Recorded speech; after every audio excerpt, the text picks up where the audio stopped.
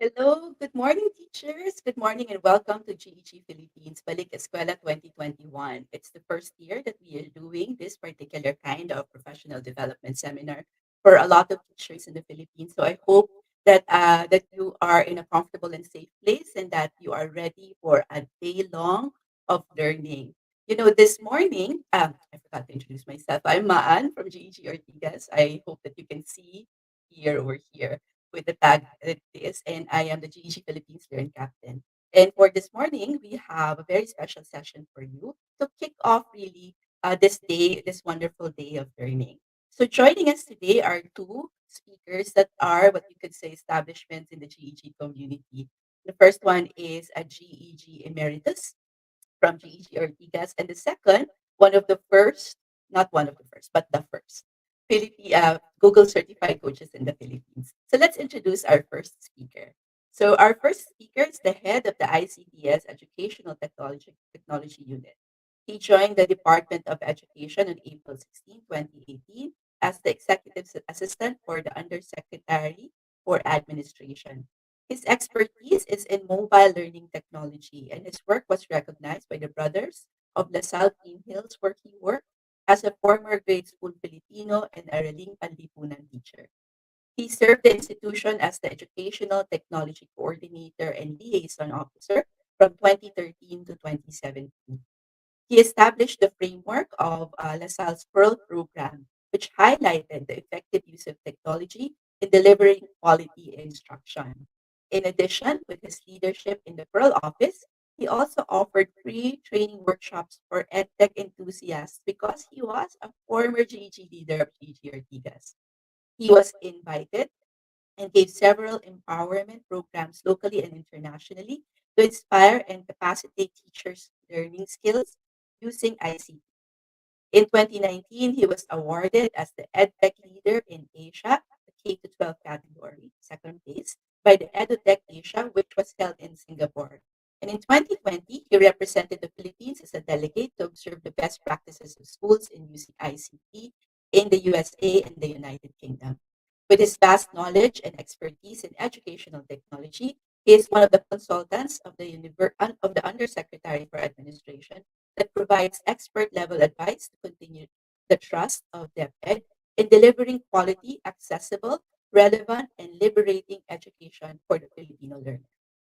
He is a Google certified educator, a national teacher broadcaster for DepEd TV, and a team leader for the Digital Rights Project of the Department of Education. For him, a teacher's influence is limitless. A dedicated teacher with a heart for service will do everything to see the bright future of our beloved country. Please welcome Mr. Mark C. Good morning, sir. Hi, Miss Man. Good morning, and to all of our viewers, our teachers. Okay, good morning. So without further ado, I'll give you the floor to address the wonderful teachers that are watching us this morning. Thank you, Miss Man. Magandang umaga po sa ating lahat. Ako po ay lubos na natutuwa dahil kayo ay aking kapiling at kasama ngayon kahit na virtually. Being a teacher, it's our responsibility not just only to teach our learners, but also to inspire our co-teachers, our colleagues. Naalala ko po noon nung ako ay nagsisimula bilang guro sa LaSalle Green Hills na ang aking ginagamit na kagamitan ay Manila paper. Maraming takot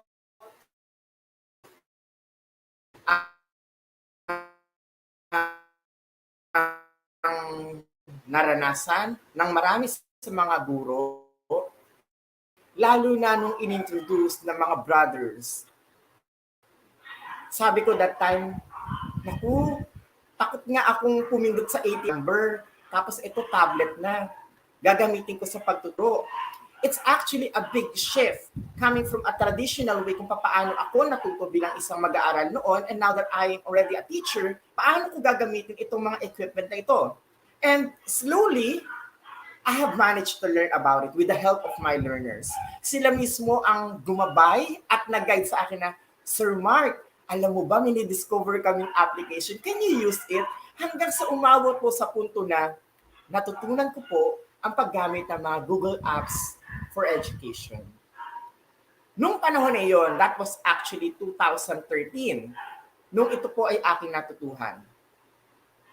I learned by asking my learners, asking some people na nakikilala ko online kasi talagang nagse-search na ako ng mga panahon na yon kung sino ba ang pwedeng tumulong sa amin. Also, with the capacity building provided by the school, which is the Green Hills. Hanggang sa ako mismo naging interested na alamin ano ba ang nasa educational technology side. I am a Filipino teacher. Imagine a total shift. Sino ang mag-aakala na ang dating grade 1 Filipino teacher ay makakabuo ng isang platform or system na ibiniblend ang lahat ng mga emerging technology tools. And one of it is actually Google Apps for Education. Bilang initiative, yung aking mga kasamahan sa grade level, sa grade 1, ay aking pong tinuturuan sa paggamit ng mga tools na ito. In our free time, habang kami ay nagchichikahan o nagkukwentuhan tungkol sa aming mga experiences sa loob ng klase, sa mga makukulit naming mga students, sa mga parents na nagre-reklamo dahil kulang daw yung mga ganitong documents na naipasa. So, yung mga ganong bagay, isinisingit po namin yung aming kwentuhan na, uy, alam mo ba, meron ako na-discover na isang tool at sigurado ako na mas ma-engage natin ang ating mga learners. Through all of these things, hindi ko alam na nabibuild ang rapport, lalo na sa pagbibuild ng confidence sa paggamit ng technology. After that, I developed a lot of tools, especially meant only for my class. But I didn't realize that the one that I am doing is actually applicable for the entire school. Immediately after that year, natanggal ako sa pagtuturo, pero in a positive way. Ako po ay naipat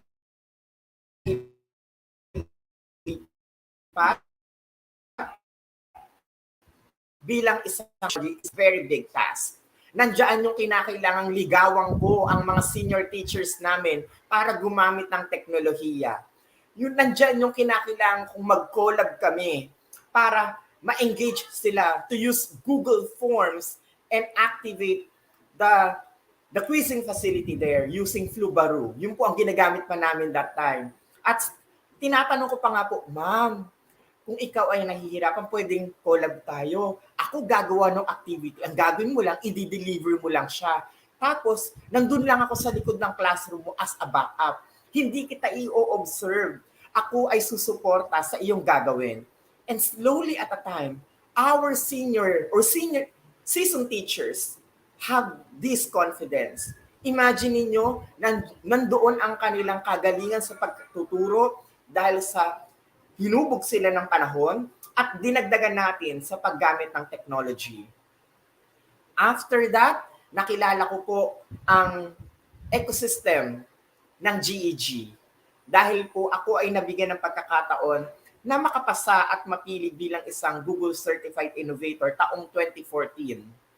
Doon po, nakilala ko ang iba't ibang mga innovators, yung talagang ang ganda ng kanilang vision for their respective school or even for their respective country in utilizing these tools.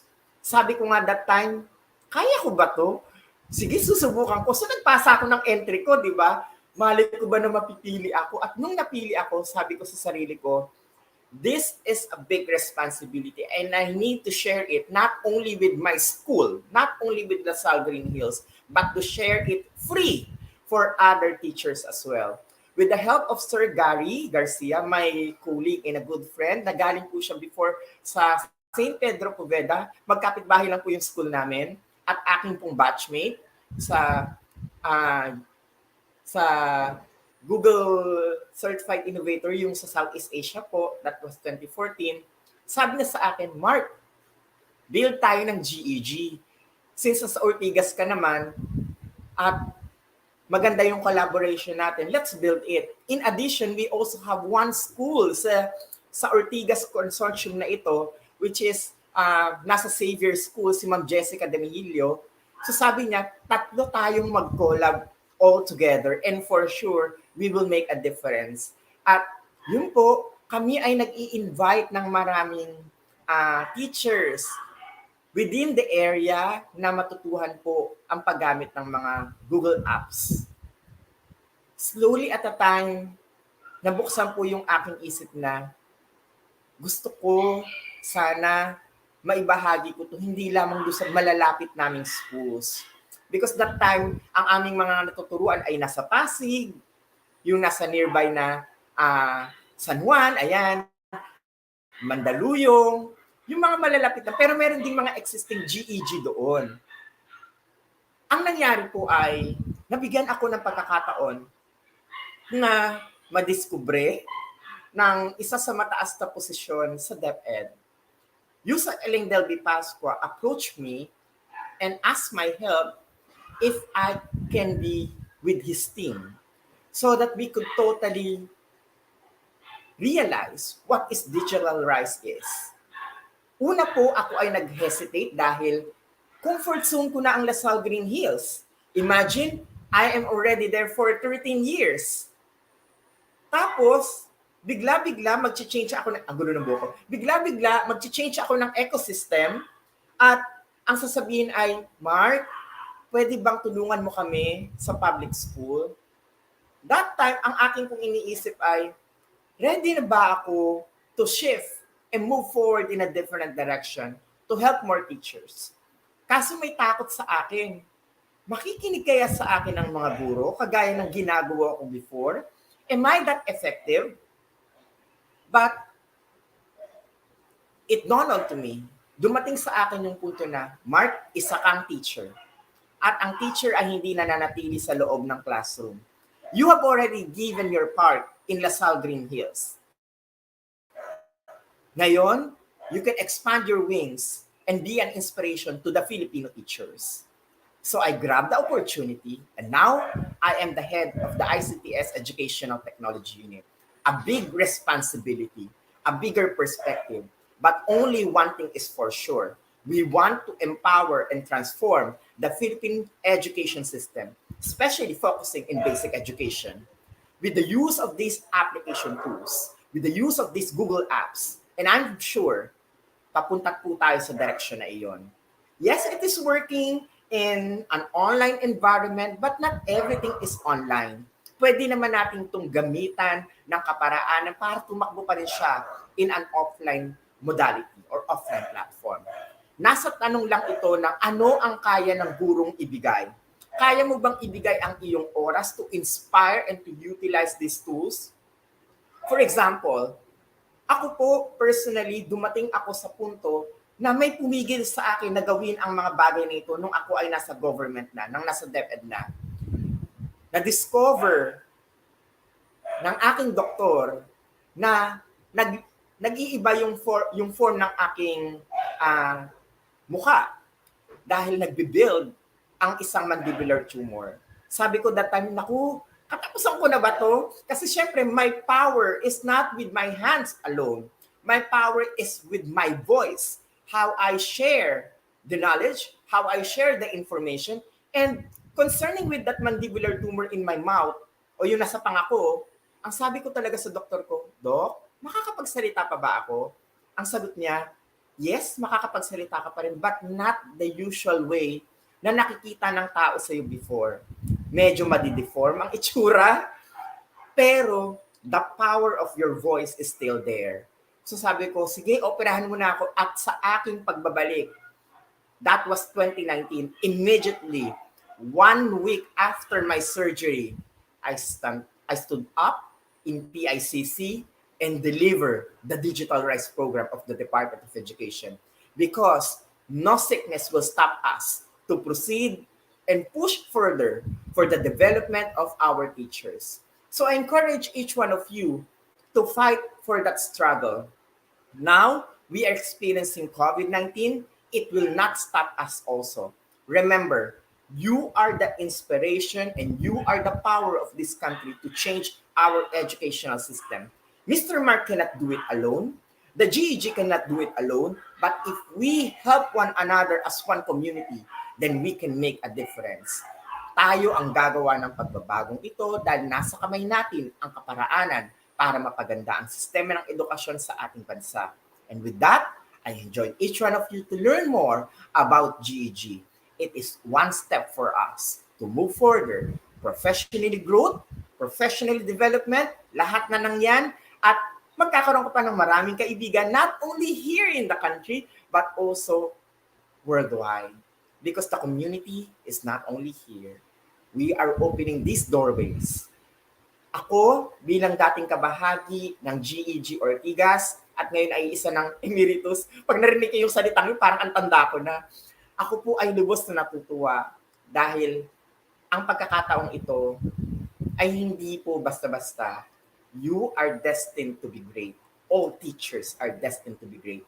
Nasa tamang panahon kung kailan ito gagawin, kung kailan mangyayari. Kaya umpisa na ninyo ngayon.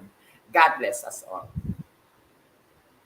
Thank you so much for those wonderful welcoming remarks, Sir Mark. I really appreciate that your energy and your spirit to help the Filipino teachers always there for us.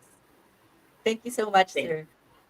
sir. All right. I've heard a lot of good things about Sir Mark. We're both from GEG Ortigas, but would you believe it's actually the first time that we have met one another because we come from different times, so to speak, of GEG Ortigas. But I've heard so many wonderful things about him through Gary Garcia, one of the GEG mentors for the Asia Pacific.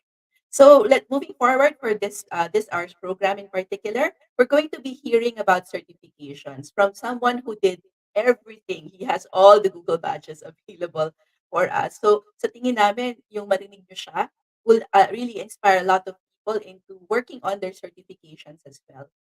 I also want to say good morning to everyone that's telling me where they are in the chat box. I see that there are people that as far from as Cagayan and Davao, and then as near to me as Parañaque or let's say Valenzuela. So good morning to everyone. All right. So moving on, our next speaker is probably we call him the rising star in GEG because his YouTube channel has so many views already. I think in his last post about 2 million, if I'm not mistaken. So Franco Nicolas Adon is a graduate of Bachelor of Secondary Education from the University of the Philippines, Diliman. He acquired his Master of Arts in History from the Ateneo de Manila University. He's currently taking up his postgraduate studies at the University of the Philippines, Diliman, under the Tri-College Philippine Studies Doctorate Program. So currently, he's a full-time faculty of Xavier School and a part-time lecturer at the Ateneo de Manila. He is a Google Certified Educator Level 2. He also belongs to the Google for Education Certified Innovators via 20 cohort, of which only 75 were accepted and only 2 were from the Philippines. He is also a Google for Education Certified Trainer and the first, I know the first, Google for Education Certified Coach in the Philippines. He is the founder of Kaagapay Teacher Support, which provides different forms of assistance to teachers all over the country. So I know I don't really have to introduce him because most teachers know him already, but please welcome Franco Adon. Hi, Franco. Hello, Miss Man. Good morning po. Good morning. I'm really looking forward to your talk. I really want to help a lot of teachers get the certifications. As ikaw, you have Yes. all. So Thank you, really thank you, thank interesting. you. So okay, so I'll give you the floor. Have a good one. Thank you, Miss Man. Okay, good morning, teachers, at magandang umaga sa inyong lahat. No? Although napakahirap sundan ng inspirational talk ni Sir Mark. No? Maraming salamat, Sir Mark, for always inspiring us, no? And for always leading the innovation for the DepEd EdTech unit. No? That's actually going paving road programs and projects, okay, for the Filipino educators, okay, that's actually helping a lot. No, I've heard a lot of teachers no, talking about the programs in no, being led by Sir Mark. So again, congratulations, Sir Mark, and to the rest of the DepEd EdTech unit, okay, for all your programs, and good luck for this school year. Okay, so teachers, good morning, and para sa part naman na to, no, pag-uusapan naman natin ang different Google certifications. Okay? At ano yung mga meron dito, paano ito gagawin, at why is it important and why you should engage no and talk about or apply no in these different certifications. Okay? And as mentioned by Miss Maano, I gone through these different certifications, okay? And definitely helped me a lot. Okay? Built my confidence, okay? And then so much more because of all of these certifications. So again, I'm Franco Nicolas Adon. I'm from the GEG San Juan, okay? Kapitbahay ng GEG Ortigas, from where Sir Mark was from, and also where Miss Man is from. Okay? So again, this session is an orientation to the different certifications and professional development opportunities offered by Google for educators. Okay. So let's start. Okay, at huwag nating masyadong patagalin no, para mas mapag-usapan natin at ma-encourage ko pa kayo no, at hopefully I get to really lead no all of you here okay on thinking about and looking forward on these different certifications. Okay? And I'd like to start off, no, gusto kong simulan siguro to, okay, sa pagbibigay sa inyo ng overview para kita na kagad natin at malama kagad natin no, ano yung kabuuan ng professional development track na ino-offer ni Google for educators. Okay, so again, good morning to everyone sa live chat natin ngayon. Okay? So this is our the overview no. Actually hindi lang naman to, marami pa of course ng mga programs na ino-offer si Google for different purposes, okay? Pero ito yung mainly para sa mga educators natin, okay? So of course, ating professional development track ay nagsisimula with the Google Certified Educator Level 1, okay? At ito yung isa sa pinaka dahilan no? At lagi ko sinasabi sa mga educators natin, sa mga Philippine educators natin, pag tiyatanong nila ako about Sir Franco, why should we take GCE L1 at bakit namin kailangang mag L1. Ito po yung isa sa pinakamalaking rason. Because your L1 teachers, no, yung pagkuha natin ng Google Certified Educators Level 1 will actually open up so much opportunities para sa inyong lahat. Okay? Nandiyan na yun. Of course, papasok din tayo or magkakaroon din tayo dapat ng Google Certified, Google for Education Certified Educator Level 1, Level 2. And pagkatapos nun, okay, pwede na ngayong mabubuksan na no, yung opportunities. It's like an opening of door, okay? Para sa special tracks natin for Google professional development tracks. Okay? So nandiyan na ang ating tinatawag na Google for Education Certified Innovator, okay? Google for Education Certified Trainer, and Google for Education Certified Coach. Okay? At kaya yun yung laging pinapakita ko to lagi sa mga teachers natin no, at sa mga educators natin kasi gusto kong makita nila that your Google for Education Certified Educator Level 1, okay, it's just the start of your journey, okay? Well, of course, no, that's already an honor in itself, okay, na makakuha ng L1 status kasi hindi naman ganun kadali ang certification ni Google, no? It's a very rigorous, very talaga it will test your ability, your proficiency in using Google Workspace for Education. Pero of course, no, kaya sabi ko sa mga teachers natin, huwag kayong panghihinaan ng loob na baka hindi ako makapasa or kaya ibagsak ko yung examination. Teachers, sabi ko po sa inyo, the extent of you using Google Workspace for Education is already a leverage. Okay? Nakatungtong na kayo kagad, no? Naka-step forward na kayo kagad on your Google for Education Certified Educator Examination dahil ginagamit niyo talaga si Google. Okay? Kaya kung gumagamit tayo ng Google, that's Google Workspace for Education or Google for Education Tools, isa na yung first step no, para sa certification natin. Kailangan na natin siguro syempre mag-review ng konti and pursue the examination. And again, okay, after Google GCE L1, L2, and then your special tracks will be open for you. Okay? So hindi lang siya natatapos sa L1. Okay? At madami pa kayong makikita or madami pa kayong ma-experience or the journey no of using Google Workspace for Education is so much more and way beyond your L1 certification. At alam ng mga lahat ng mga naging trainees namin at mga members no ng community. Okay? Gaano kalawak itong professional development opportunities kay Google. Okay? So yan ang ating no. So sana alam na kagad natin no. Isa to sa pinakamalaking rason bakit natin dapat subukan si L1 kasi nga again, meron tayong special tracks no right after that. Okay?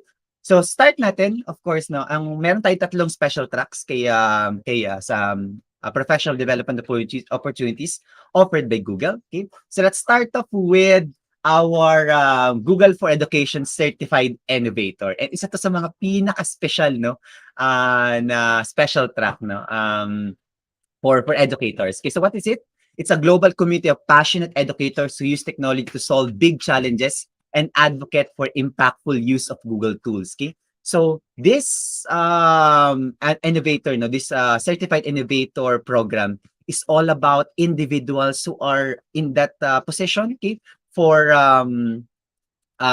solving problems. Okay, these are the problem solvers. These are your innovators. Okay, these are the people who are always on trying to solve and making things better for other educators or for their school. Okay, like using tools. Okay, using strategies, developing programs, developing projects. Okay, this is all about the idea, okay, of the Google for Education Certified Innovator. And teachers, no, naka-center syempre dito, ang focal point, okay, ng mga projects na to is that how technology is being used in order to in a way elevate maybe the project or implement the project. Okay, at sinasabi ko po, no, teachers, hindi po ito bago.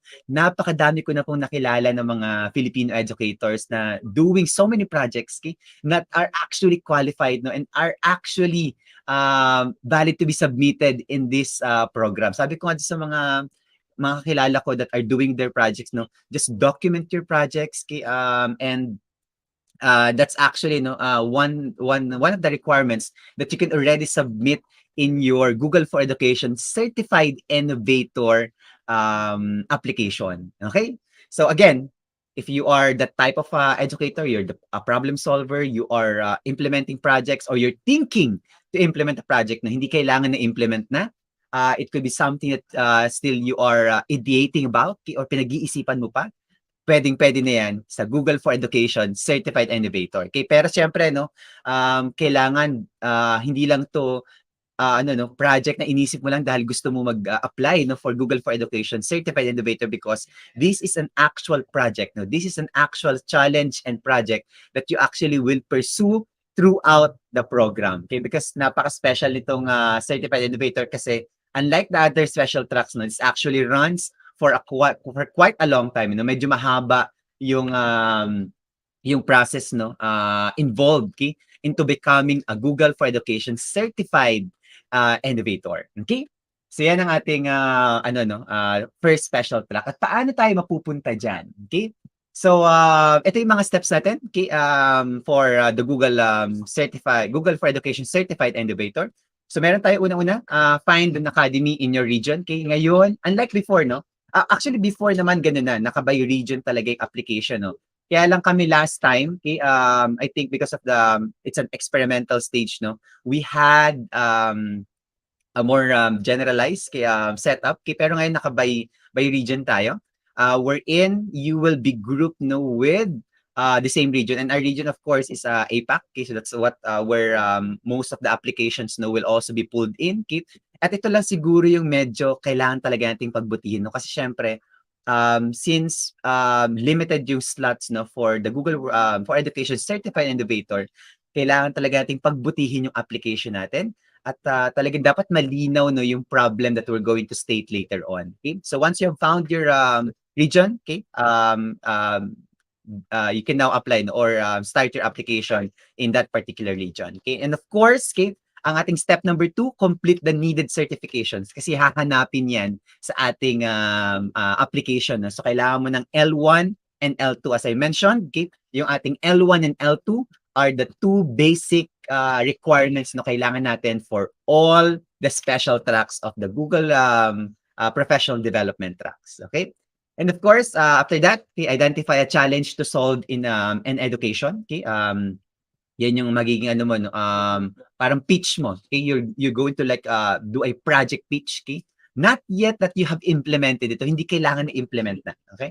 It could be something that's still in the idea stage. Okay, it's something that might be you just came up with na based on a particular problem. Okay, ang ano ko lang dito is that when we're thinking about a challenge, okay, make sure that it's something that's really close to you. It's a problem that's actually affecting your community or your school directly. Because later on, you're actually going to try to attempt to come up with a project, an innovation project to address that particular problem. Okay? And of course, no, yung data, yung context, yung relatability, dun siya mapupunta sa dun papasok no sa pag-address mo sa problem. And kapag yung problem medyo out of context or hindi talaga nag-e-exist sa community natin, ang hirap i-address niyan from later on no during the program in your journey sa Google for Education Certified Innovator Academy. Okay? Ngayon, say for example ako when I applied for the Google for Education Certified Innovator Academy, my main problem is that okay, when the pandemic began, okay, ang naisip ko is that parang wala tayong very specific customized training no for teachers. Okay? Parang lagi natin nakita for example yan sa mga online trainings before no last year. Kaya ngayon mas na tayo, mas nag-improve na yung mga online training ngayon for teachers no. Pero before nakita ko sa most of the training are generalized. Like it's on a standard level, okay? Does not necessarily address the specific problems of our teachers. So ang naging problem ko at that time is that how can I come up with a training program, okay, that actually is actually relevant, okay, and contextualized no to the teacher's needs or the school's needs, okay? And towards no the end of the Innovators Academy or the Innovators Program, I came up with a project called the Co-Teach Program, which I still run today, okay? The Co-Teach Program that I'm running is collaborative teacher education, okay? That's basically a customized training program for schools, okay? So what we do is we gather data from the school, okay? And then we customize a particular training for them. Okay, so that's how my program or my problem and then my innovation project after the Innovators Academy. Okay? And of course, after may deadline ng ating application, okay? Apply before the next application. Our deadline for the Innovators Academy for this year, 2021, okay, for the BIA 2021, okay, is on September 17. Okay?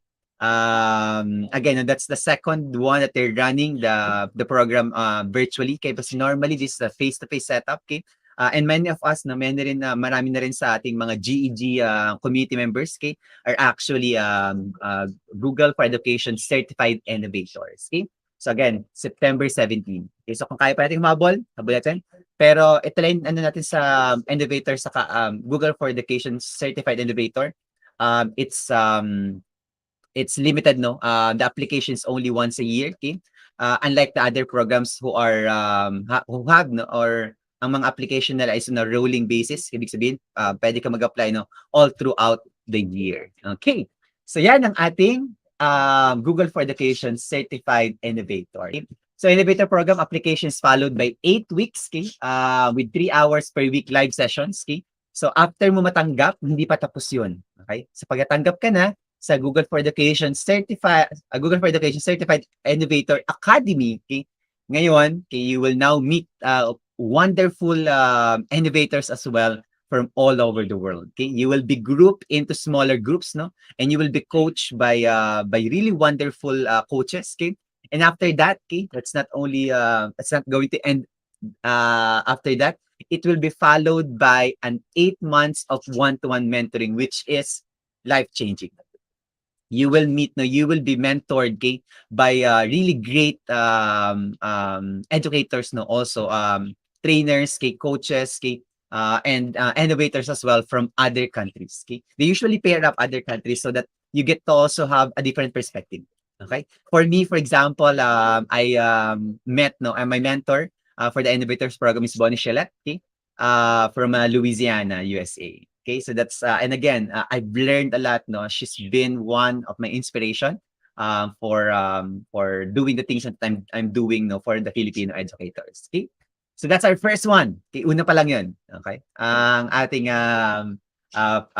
first special track. Our second special track which I think no many of our Filipino educators are actually are already doing. Okay? So sayang lang hindi na document no pero marami talaga ako nakilala, marami akong Filipino educators na I think sobrang qualified na to become or to take on this special track no. So this is the Google for Education certified trainer. Okay? Ang dami na po nating mga Filipino educators who have been sharing, who have been going out there helping other educators, okay?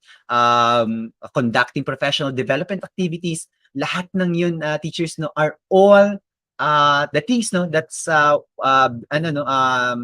tasks no and responsibilities of a Google for Education certified trainer. So kaya nga sabi ko kailangan natin i-document yan and I'm confident no we can have at least one Google for Education certified trainer per division, which is actually no if I'm not mistaken, okay, I'm going to put it out there no one of the goals no and vision of Miss Mary Manzano na who's actually heading all of us here for in Google Education in Asia Pacific. Okay. So so basically so the Google for Education certified trainer is it's empower educators to learn and use Google for Education products. So ang pinaka difference nila no ni compared to Innovator, okay? Trainer is focusing on more on the technical aspect, okay? Of the Google for Education products okay, and tools. Okay? So paano gamitin for example si Google Form, paano gamitin si Google Slides, paano gamitin si Google Classroom, etc. And maybe sometimes no, kahit yung mga integration points no, kailangan di-discuss din yan or ginagamit din yan or binibigay din ni Google for Education Certified Trainer. Okay? It's all about helping other educators to make their classrooms more efficient, improve student outcomes and foster leadership skills no among our teachers and also our students. Okay? So yan ang ating Google for Education Certified Trainer. And I'm glad no na padami na tayo ng padami. And I think we're now at around if I'm not mistaken no, around 30 plus or 40 Google for Education certified trainer in the Philippines. Okay, at padami pa. Okay, at padami pa ng padami yan. Again, ang target natin at least siguro dapat meron tayo attend this year around 200 or 250 Google for Education certified trainer and teachers kayang-kaya natin yang gawin. Okay? Kasi ginagawa niyo na pong lahat yan yung mag-training, mag-share, and basically, that's what a trainer is. Okay? So ano naman ang process natin for the trainer? Okay? So una-una of course na merong tayong tinatawag na trainer course, okay? Napakalaking tulong po. It's not actually a requirement, okay? You can actually go past it no without even take it. Pero sinasabi ko teachers no, if you're really serious about the Google for Education certified trainer, be sure to take the trainer course. Ang dami niyo pong matututunan. As in like yung mga bagay na sa tingin niyo no ay alam na natin. Actually madami pang maibibigay si trainer ko sa inyo how you actually kasi iba pa rin no there's a big difference about knowing the tools and knowing how to teach it and I think alam natin yan no yung aspect na yun yung kahit alam mo yung concept okay pero there's a difference no kasi kaya nga meron tayong tinatawag for example na pedagogy sa ano no sa education natin kasi iba yung alam mo yung concept okay compared to also knowing how to teach the concept okay so that trainer course will give you that leverage. Nabibigyan ka niya ng ability to actually know more about how do you deal with adults. Kasi you're going to deal with adults. Okay? Teaching kids is a different way thing. Okay? Your strategy and approach okay, for teaching adults okay, is also going to be a different thing. Okay? And of course, after that, you're going to complete the trainer skills assessment. Okay? That's a paid examination no worth $15 pero sinasabi ko po teachers no worth it naman yan okay? At lahat ng mga nag-undergrad na no sa Google for Education certified trainer at naging Google certified trainer no actually can attest kay na yung trainer skill assessment although it's paid it's actually worth it okay just let me know how I can help you okay maybe we can give you some I can give you some vouchers on the TSA just let me know no pero syempre no ang I will ask no definitely commitment okay if just in case I'll sponsor no your TSA. Okay, so message nila ako teachers, okay, PM me. Alam ng mga teachers natin yan that I answer no I mostly answer inquiries no features no via chat no. So just PM me and let us know no kung mabibigyan ba namin kayo ng TSA. Okay, para yung $15 na yan hindi niyo na kailangang i-worry. Okay? And of course, create a video and submit complete the needed certifications. So again, level 1, level 2 is also required. Okay? And then the last part of your application is of course, okay, to accomplish the application form. Okay, lahat po ng mga programs natin teachers no ay may application form. Okay? And itong kay Google for Education Certified Trainer, meron siyang kasamang video. Okay? So kailangan niyo po mag-submit ng 3-minute video, okay? Doing 3 things, okay? At napakadali lang po niya, no? The first part of your video, okay, for the 3 minutes is an introduction, who you are, okay? Second, okay, you will have to demonstrate no, how you use one of the tools, okay? So regardless kung anong tools yan, okay? Basta mapakita mo yung proficiency mo on using this particular tool, okay? And how have you used this tool no in order to maybe change okay your the community or the school okay etc. And of course no, the last question and the last part of that video should be you have to answer the question, how googly are you? Okay, so teachers, while we're at it no, let me know and your thoughts no and share no in the chat right now, how googly are you? Okay, so what makes you googly? Okay, so let's put that in the chat teachers no, how googly are you? Okay. Okay, Teacher Elaine, no, ang ating Google Trainer course is could be found in our Google Teacher Center. I'll be discussing that in a little bit. Okay, okay, yan. Okay, and madali na siya ano no, it's actually basically a prepared okay, module okay for trainers. Okay, so just going to study no the different aspects of being a trainer. Okay. And that's your trainer course. Okay, that's your Google for Education Certified Trainer. This is actually my first certification. Okay, I became a Google for Education Certified Trainer first. Okay, before I became the other I accomplished the other certification. So this is my first ever. And again, sobrang dami niyang binigay sa akin. The confidence, na the ability to actually conduct, no? Kasi, totoo lang po, no, dati talaga mas mahiyain ako. I don't really like speaking in front, okay? In front of people. So talagang, ito yung nagbigay sa akin ng confidence. Okay, yes, maniwala po kayo sa hindi, mahiyain po talaga ako. Okay? Hindi lang halata ngayon, no? Pero, if we go 2 years back, no, you will see na mahiyain talaga din ako. Okay, and of course, yung last one na natin is yung tinatawag natin na Google for Education Certified Coach, no? So this is actually a quite a long journey, no? Medyo mas matagal to compared to the other programs, okay? Because this actually requires you to collect, no? Evidence, okay, of coaching before you apply to coaching. Kasi yun yung medyo tricky sa kanya, okay? And you'll have to collect this all throughout the year, okay, but before you actually start your application. Okay, so the Certified Coach Program empowers instructional coaches to work one-on-one with educators and drive impactful technology use in their schools. Okay? So ang difference nila ni trainer, teachers is that si trainer, of course, no, usually ang hinahandle niyan is 1:many. Okay? Ang tawag ko nga dun sa status na yun is the unfaithful certification because kailangan lagi 1:many, no? Pero ito kasing si certified coach, no, this is the faithful certification kasi 1:1. Yan, okay?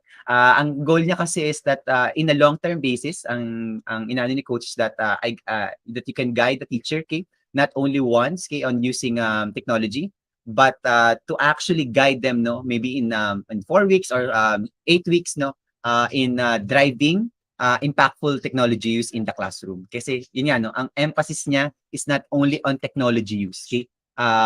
Being a certified coach, okay, your goal is how to drive impactful technology use. Okay? Yung paano talaga siya nakaka-affect sa students' experience, student outcomes, etc. Yan, kaya ang dami. Thank you, maraming salamat teachers na yan. Thank you Teacher JC. Meron na ako nakita mga interested, okay? And please, okay, napakadali lang yan. Mamaya pupuntahan natin yung Google Teacher Center where we can find our certifications. Okay?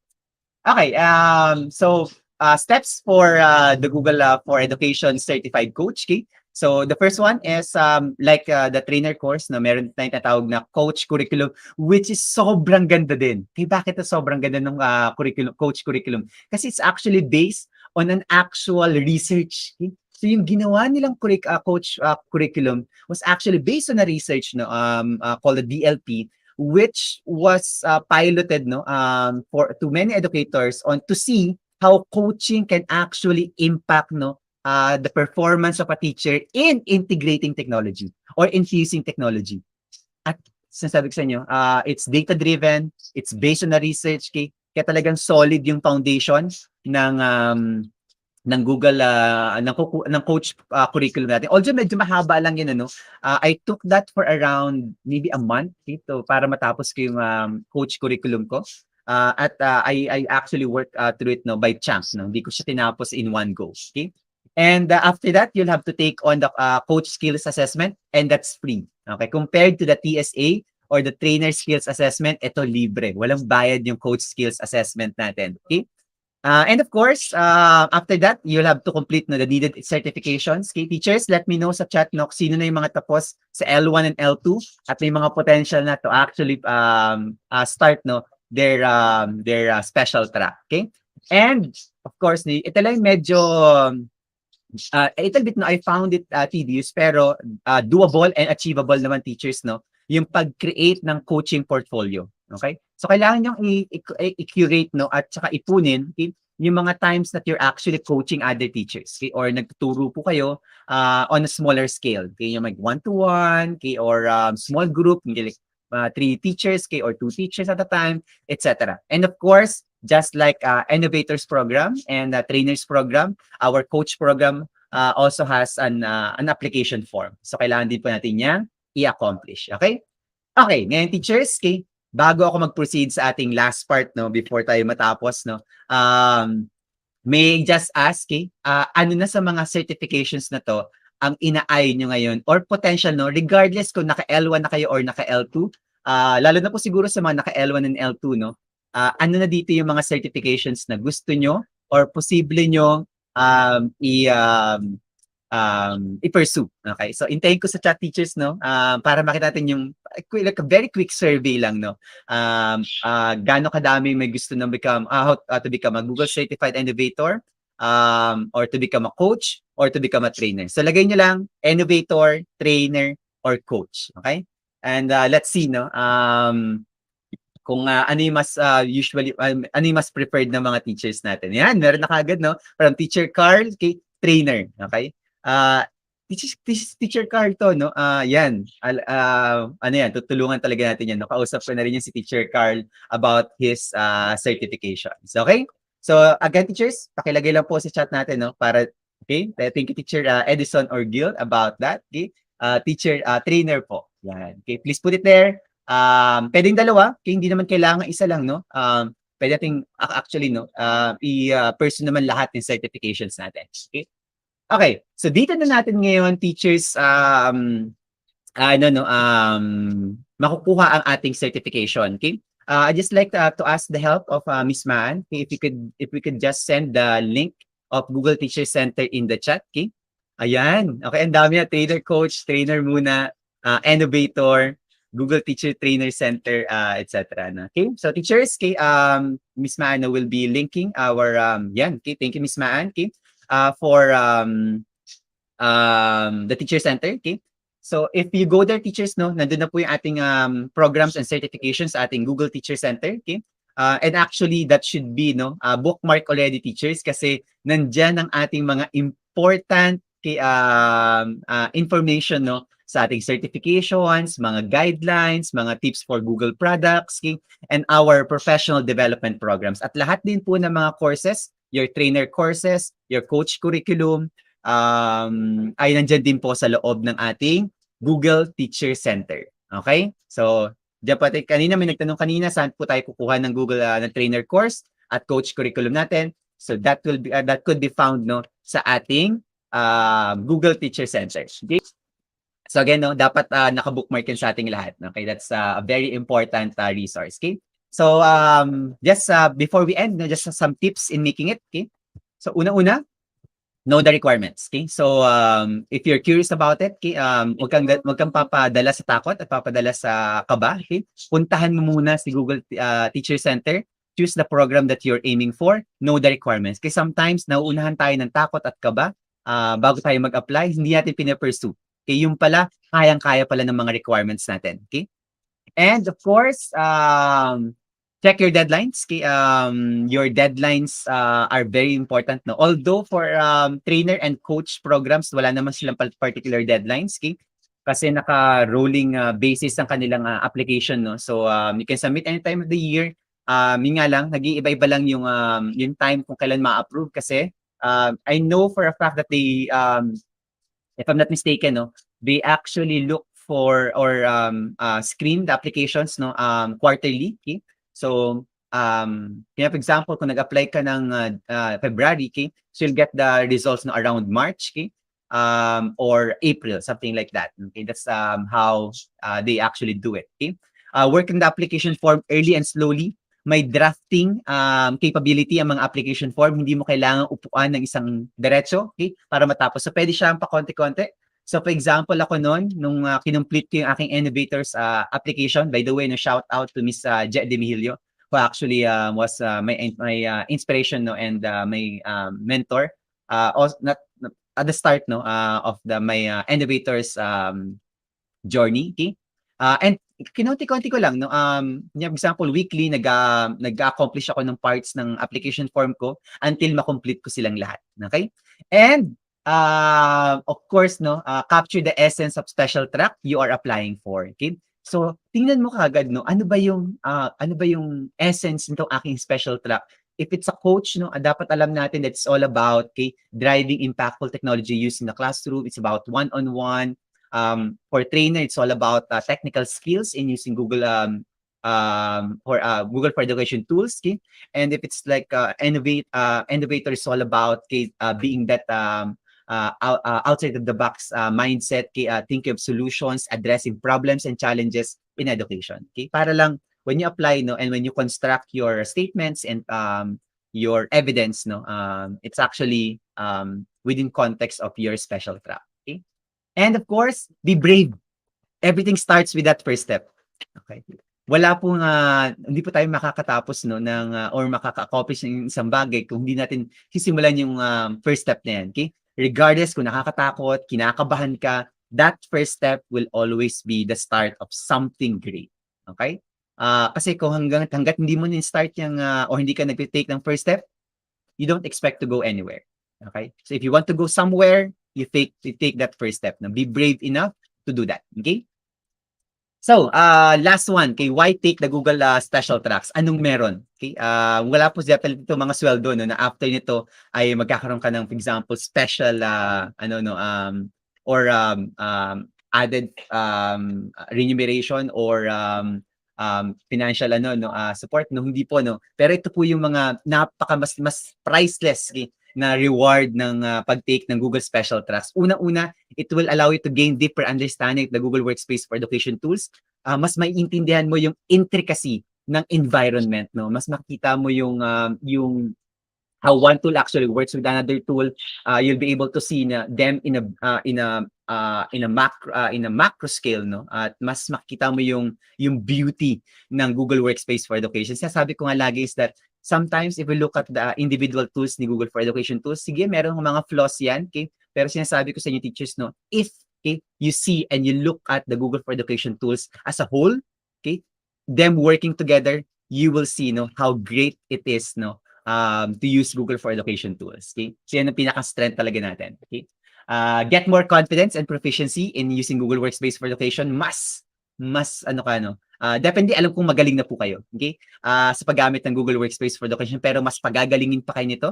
At that sense of that since you have passed your certification gives you that boost no, that in your confidence no to be able to deliver no and impact your communities. Okay? Sasabi ko nga po sa inyo, dati talaga mahihain ako. Okay? Kaya nung makapasa ako sa certification, medyo na-boost yung aking confidence. Okay? Okay, thank you, Teacher Regino, for also for your insights. Okay, receive perks and exclusive training opportunities and early release preview updates. Ang dami ko din po nakuha. Na, for example, I get a 1 year of StreamYard basic account. Okay, meron din ako, for example, WeVideo. Okay, at kung ano pang mga tools kasi ang ating community leader no sa trainer program, for example si Meiju is working 24/7. Hindi po natutulog yan si Meiju para tulungan ng ating mga trainers na actually kahit mga innovators na. I think nasa innovators na rin no si Meiju right now. Okay? So yan ang ating isa rin sa mga beauty. Okay? At yung mga tools na yan pwede magagamit mo yan definitely for providing training.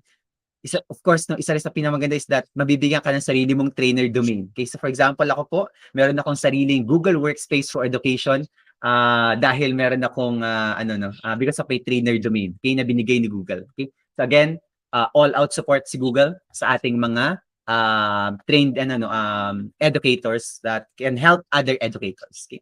And of course, KB, you will be part of an awesome community. May kanya-kanya po yung communities, no? May community ang mga innovators, may community ang mga trainers, may community ang mga coaches, and you'll be very glad no, to be part of any of them. Kasi sobrang gagaling po ng mga innovators ng mga communities na to, no, ng mga different coaches, trainers, no, and innovators all over the world, no. You will learn a lot from them. Okay? It's always no constantly, everyday, daily conversations on how to make things better. Okay? At alam po ng lahat ng mga naging trainer, coach, no, at innovators na yan, okay, how vibrant the Google community of trainers, innovators, and coaches are. Okay? And of course, better opportunity to impact others, other educators. Okay? Bibigyan ka nito ng you'll be put in a position to actually impact more. No, teachers, you are doing great. You are awesome. You are rock stars already in your own accord. Pero itong pagiging trainer, pagiging innovator, pagiging coach, mas liliwanagin pa or pakikinangin ang inyong bituin para mas matulungan niyo pa at mabago niyo pa yung mga communities niyo in terms of using technology in the classroom, lalo na po ngayon sa pandemic school year natin. Okay? So yan, teachers, ang ating why, okay? But ako personally, okay, it's not about just growth, okay? At kanina sinabi ni Miss Maan, no, okay? About the certification, the badges, no. Definitely those are precious things, no. Kasi after each certification, you will receive certificates and badges. Pero teachers, no, beyond those certifications and those badges, okay? What I encourage everyone to do is that let's just not be awesome. Okay, you are definitely going to be awesome by passing your certifications. Okay, you will definitely be awesome by getting those badges and certificates. Okay, but beyond that, okay, what we need to do is to create awesome. Okay, let's also lead others to become awesome themselves. Okay, let's impact our communities to become awesome. Let's create awesome classrooms. And all of those things. No, let's empower other educators to create awesome classroom as well. And of course, no, an awesome Philippine education and Philippine schools. Yan. Okay? So, kaya ang title na aking talk for today or sharing for today is Create Awesome, because let's not just be awesome. Let's create awesome. And again, maraming salamat, teachers. Okay? For your time, okay? And that actually ends no. Sorry, Miss Man, for taking so much time, but thank you, teachers, okay, for listening, okay. And I hope that I get to inspire no, and I also get to let you know about all the certifications available for all of us. So much, Franco. No apologies necessary. We are just right on time. So I want to thank Franco for being here. You know, we've never met physically, but we've worked together several times for a broadcast. And it's really wonderful to find another educator that's willing to help other and empower educators, because that's always been why I joined the GEGs. So thank you to everyone else also who's here. We're just about to roll into our first speaker, who will be talking about Google. sites. So, Franco, thank you so much. I'll see you in the back room in a bit. All right. So I hope that everyone has learned and has been inspired to create certifications, to do their certifications. I saw that Reggie actually was talking about how overwhelming the requirements could be for you. But trust me, also as me going through the process as well, I just really did it one step at a time. Give yourself that time. Hindi naman siya contest or hindi siya racing na kailangan pabilisan. You really just want to go through the process and appreciate what it is that you are learning. And it really translates into your classrooms as well. So the process, and you will find yourself looking at your lessons in the frame of an innovator, for example, or in the frame of a trainer. So it improves you also as an educator. All right. So this morning we'll start with our sessions for each of the Google tools already. I'm bringing in Carl, who will be your chartista for the next few sessions. Carl, I'm bringing you up. Okay. Hi, Carl. Good morning.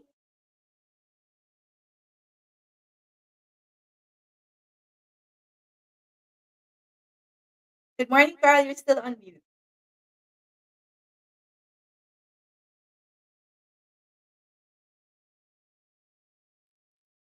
Hello, Good good morning. morning, Miss Maan. Hi, good morning. So I'll give the floor to you so that we can start Hello, with good our morning, next Miss session. Maan.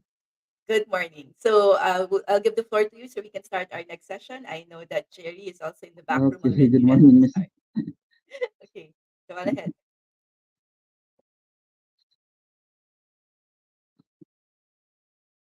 Okay, yes.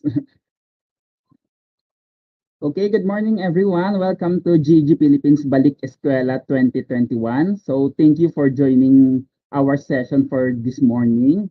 And my lovely audience, today I'm your chartista for this session.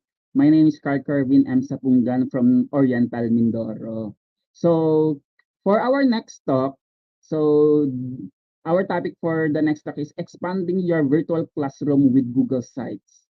So the our speaker for today is none other than Mr. Jerry Escultura Jr.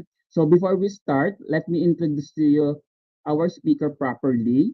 Mr. Jerry Escultura Jr. is a Google's educator level 1 and a Apple teacher, a GEG intramuros co-captain, TESDA National Certified for Animation NC2 and Visual Graphic Design NC3, a civil service professional and let passer, a college instructor teaching technology in teaching and learning at the Colegio de San Juan de Letran, TechVoc Learning Area Coordinator of Colegio de San Juan de Letran, teaching computer system servicing, empowerment technologies, and web design and development, a graduate student of Master of Arts in Education, major in Educational Technology at University of Philippines, Diliman. So that's our speaker for today, Mr. Jerry Escultura. Good morning, Sir Jerry. Sir Jerry, nakamute ka pa. Ayan. Thank you so much, Sir Okay. Carl. Good morning, everyone. And to Ma'am, good morning. And to our viewers. So can I start for the session? Yes, good. Yes, Sir Jerry. Okay, thank you, Sir Carl, and to our viewers. So welcome to our first session of our Balik Eskwela 2021, spearheaded by the GEG Philippines. So welcome to our different communities from GEG, as what I have seen here at the comments a while ago, as well as from our YouTube and Facebook page. So good morning, everyone. So probably some of you have used some of the Google Workspace applications such as Classroom, forms, and different applications in your classes. So this time, we are going to expand your virtual classroom, your learning management system with the use of Google Sites. So the start of this one is to identify our objectives. First is to know the importance of website as an expansion of your virtual classroom or your learning management system. Second is to navigate and use different features of the Google Sites. And then last is to create a classroom website using our application, which is the Google Sites. So when we talk about website, is a collection of web pages and connected with different pages in one particular server. So what we are going to work on is a multiple pages in one particular classroom website. So for this one, the importance of our classroom websites are the following. It provides students safe and secure access to internet-based resources. As we all know, maraming mga resources ang makikita sa ating internet. And some of it might be true or some of it might be false. So it allows us to share our resources to our class using our Google Sites. And we have make sure that these are all secure, that intended for our students or to our parents. Second is to extend the learning experience into their home. As what we are experienced as a classes in a synchronous or asynchronous session, students tend to stay at home and then learn better with the use of resources that we have provided during the synchronous or asynchronous classes of our class. And then third, it gets student engaged based on the e-resources or online resources that you have provided on your classroom website. So it will allow them to preview some of your slide presentation or somehow to watch a recorded meeting or lesson that you have during your synchronous session for them to be updated. And lastly, is improves parent involvement. So later on, I'll show you on how are you going to increase the engagement with your parents of your students as well as your students for your classroom website. So these are the importance of classroom website in order for us to create a better environment of our online learning. So why are we going to use Google Sites? There are a lot of web authoring tools that can create a particular website for our classroom. But why do we need to use Google Sites? First, it is customizable. We can actually upload all the documents that we wanted to share to our students or to the parents, and we can create add our images without going to other applications or web browsers. So it really helps us to somehow add some of the documents that we need to share on our classroom website. Second, it is beginner friendly. Why? Because you no longer need to type a lengthy codes for those applications that we are going to use in Google Sites. Some of the application tend to use HTML, JavaScript, or some of the programming languages in order for you to develop your own classroom website. But with the use of Google Sites, it is a drag and drop, and it will create an easy way for you, your content, and your resources from online classes. Next, it is integrated with other Google Workspace apps. So for those who are using the different applications such as slides, forms, sheets, docs with your Google, so you are going to integrate it and they no longer need to move to another browser in order for you or for your students to access these documents. So later on, I'll show you on how you're going to integrate some of the Google Workspace apps for our classes. Then, we also have a better collaboration. For example, there are some subjects na maraming nagtuturo. So, a tendency, there are a lot of teachers that can collaborate in creating your classroom website. So, for example, for whole grade level who are teaching empowerment technologies for senior high school or any subjects that you can use for your class site. So, this one is not only for a specific teacher, but the whole grade level also. Then lastly, it is free. So whenever you are using your at gmail.com or your educational email address, you can access the free Google Sites in order for you to create your classroom website. So these are the reason why we need to create a classroom site for our classes. And for this particular Google Sites, make sure before you start working on the actual building of class site, make sure to prepare first on whatever the content or layout of your website because it will be easier for you if you have already a planned layout of your class. Then next is to prepare the resources. So if you have your slides presentations or if you have your Google Docs that you wanted to share with your students or a video, make sure you have already prepared it and upload it on your Google Drive or located at your own computer devices. Then, after you have prepared the resources, you are now going to build your own classroom website. Then, for after the building of classroom website, you need to somehow to check or to preview if there are some errors that you have created during the process of building the website. Because sometimes there are some misspelled or there are some documents that are not visible while showing it and publishing it online. So you have to somehow test it. And last is to publish and share it not only to your students but also for the parents for them to engage to our Google sites. So I'll show you the demonstration on how are you going to build your own classroom website as an expansion of your virtual classroom.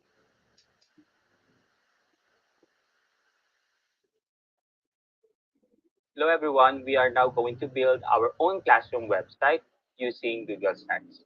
First, you need to log in your email account using at gmail.com as your or use your educational email address. In this case, I'm using my educational email ad, which is at latran.edu.ph.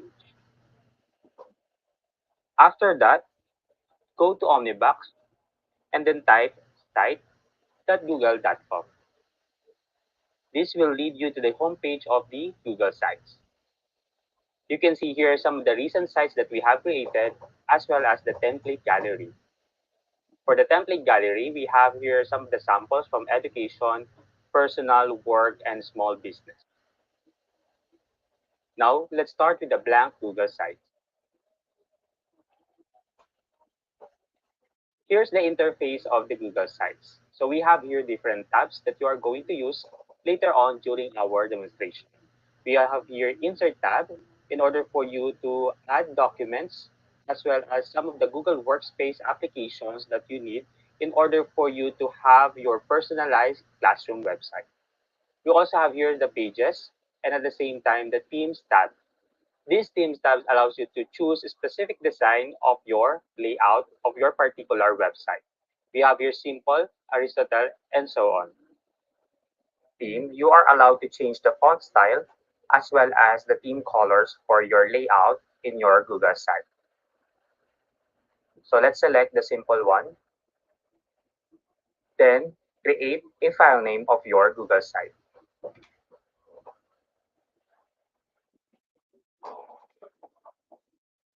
This file name will help you to organize your websites that you have created on your Google sites. As you can see, we have here add logo. You may add logo depending on your preference with your website.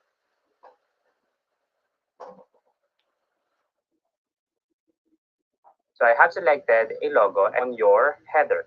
So we have here the logo that you have inserted. Now we have what we call the header. So there are different options for your header, such as the title only, the banner, a large banner, and the cover. And these are the options that you may choose depending on your preferences for your classroom website. Banner type for my header. Since I wanted to create a more personalized design for my classroom website, I am going to upload an image. So you have an option whether to upload from your Google Drive or directly from your computer. So let's try to upload an image for my header using the from computer or upload. So I have already created a sample for this one. So I'll select the image that I wanted to add. So I no longer need the text that I needed for this title of the header. So I'll click the delete one and then make sure remove the readability adjustment in order for the whole image to be seen in your website. So this is an optional in order for you to have your text visible if you have typed the content of your header. Now we have the header for our first homepage of our design for our classroom website. Now let's try to add some of the content here at the insert tab. Let's try to use some of the layouts. For this layout, we may add some of the YouTube video, calendar, map, as well as to upload directly from our computer, select an image from our Google Drive. So let's try to use OneDrive. So I'll proceed to the recent one.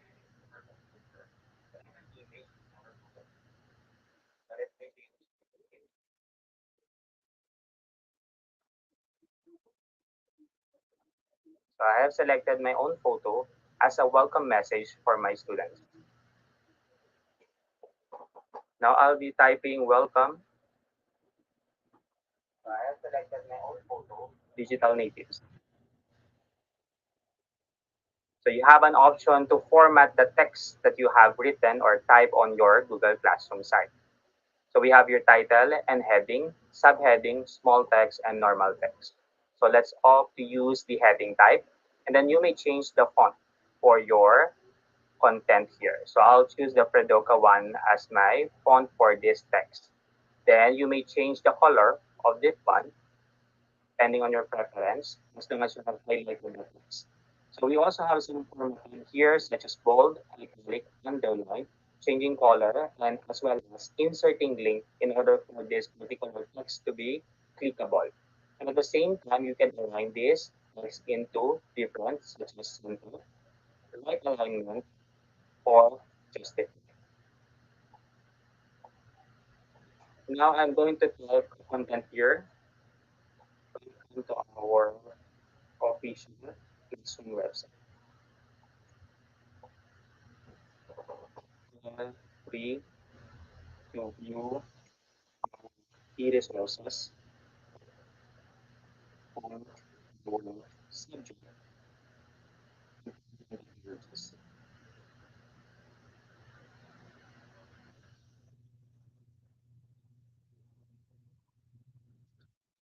Increase this list into 12, and then I just have this particular one sentence as my welcome message for my students once they view this Classroom website. Now let's try to add a calendar. Here are some of the Google calendars that are integrated in our Google Classroom. So I'm going to select one calendar from this sample, and then I'll try to adjust this one, and then add some text, then put it at the upper part,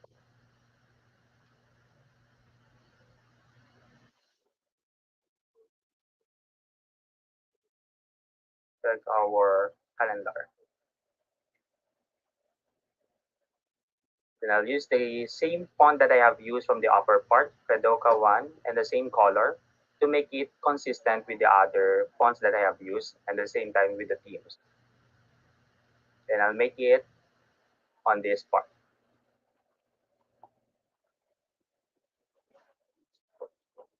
Next, let's try to add a map from our Classroom website that are integrated with our Google Classroom site. We may inform our parents as well our students to know where our school is located. So I'll just type the location of my school, 151 Muralla Street, which is located at Intramuros, Manila. Then click select. So I'll try to extend this one, the same with the calendar, for the consistency of the spaces that I have used. And then I'll add another text to label this one. And then I'm going to type locate us. Then use the same font that I have used from the upper part, which is the Fredoka one, and then change the color into blue. So we now have a welcome message, a calendar, and locate us. Now, let's say you wanted to somehow to add your social media links for you to be able to communicate and to connect with your students as well as to your parents. Your social media links, double click this one, or you may use the insert tab for the images. So let's try to use the other way around. Now let's click this one and then select these images. So you have an option whether to search an image from your Google Drive, URL, or a Google image search. So we can see here that the Google Images is integrated with our Google site.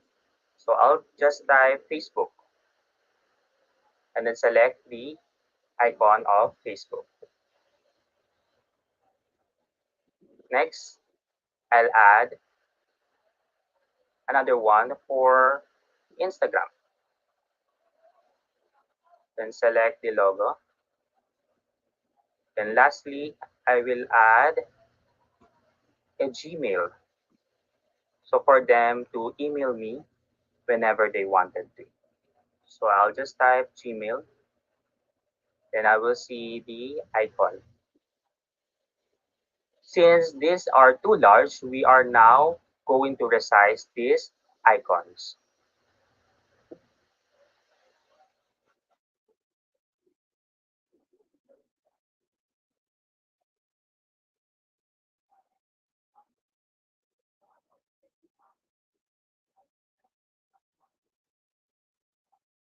So I'll just move this one.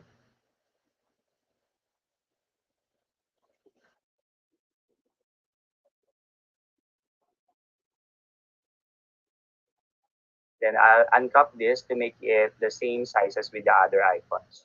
Now let's try to add text box. Connect with me. Then I'll choose the Fredoka one that I usually use and then change the color. Then I'll adjust this one.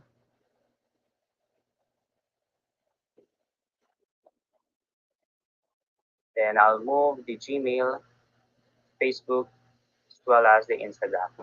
With this one, we can change the appearance of the background of this particular part of our classroom website using this section background. So we may use the regular one, the emphasis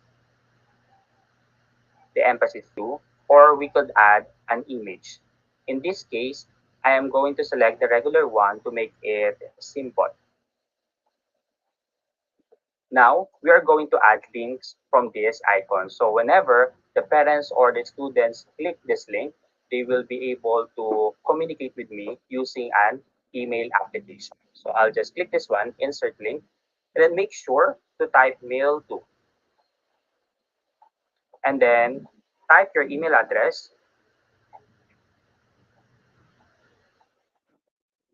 So jerry.escultura@letran.edu.ph, then click apply. Then for Facebook, add link, facebook.com/jerry.escultura. Then click apply.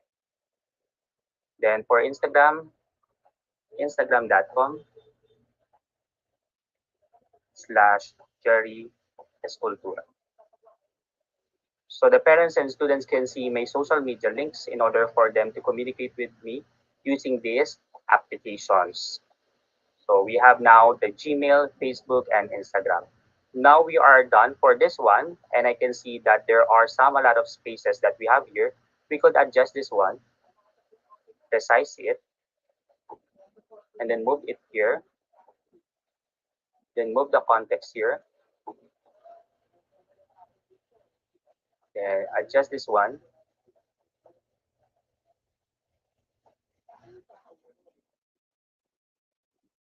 So we now have the photo and the welcome message, at the same time the calendar, the map, and the social media links. If you want to separate this particular content with your welcome message and at the same time to your calendar, you may use the divider. Just click a section from your site and then click divider. Now we have a divider here and another one and another one. Now we have a separation between the documents or applications that we have integrated using the classroom site. Now let's proceed to the pages. This time we are going to add another page. So let's add class docs. So you have an option whether to add any documents or important docs that you wanted to somehow share with your students. Then I'll change the image, upload another one, then choose the header that I have created. And then I remove the readability in order for the text to be visible. So as you can see, we now have the two main page for our website. We have the home page at the same time the class docs. Now for the class docs, let's try to add a course syllabus. Let's try to search it.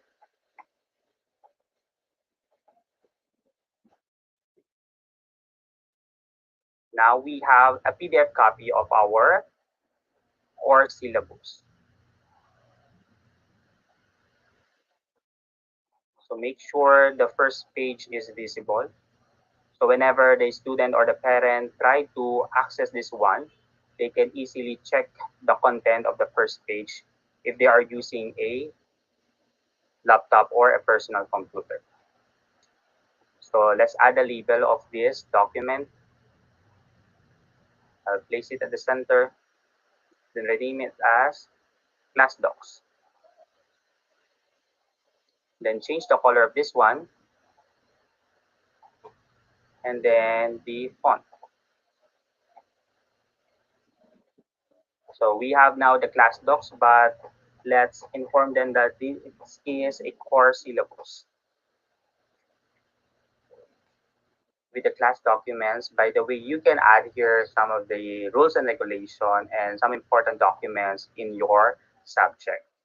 Now let's add another page. Click the plus icon, which is located at the lower part of the Google Sites. Click the new page, and then let's type e-resources. So this will be the site or the page for our classroom learning resources. So e-resources. So I'll just delete this one since I have prepared a header for this document. Then change image, upload, then look for the e-resources that I have created. Then automatic, we have now the e-resources header. Then make sure that we remove the readability adjustment. For the e-resources, now let's try to add a slides for our document. So click here, Google Slides at the Insert tab. So let's have your lesson 1.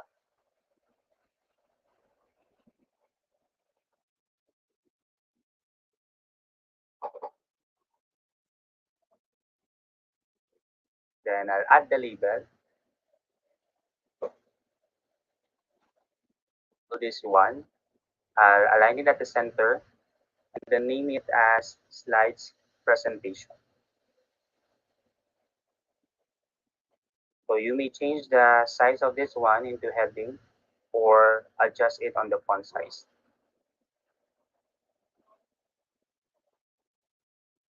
Now you may upload some of the slides that you have prepared in order for your students to have an advanced reading with regards on your lesson for next week or for the coming week for your classes. Of the Google Slides integrated in our classroom site, we can also add a video for our classroom website. Click the drive if you have a recorded video or a presentation in your Google Drive. Then I'll just type. Then I have here a video lesson.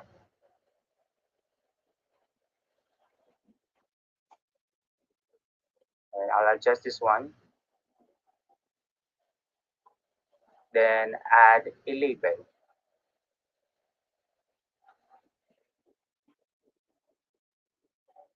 Same format, Pedoka,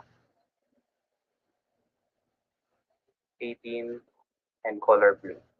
Then center. Video lesson. So this time, we have now the slides presentation. You may update this one with other slides presentation that you wanted to upload with your classroom site and also some of the video lesson that you wanted to incorporate. Now, you have also an option from a YouTube application. So click the YouTube. Let's say you wanted to add another reference from your lesson. Click here. Let's say Introduction to ICT. Then select the appropriate video that you wanted to include on your classroom site.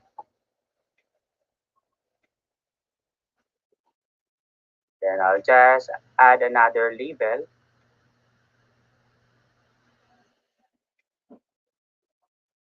YouTube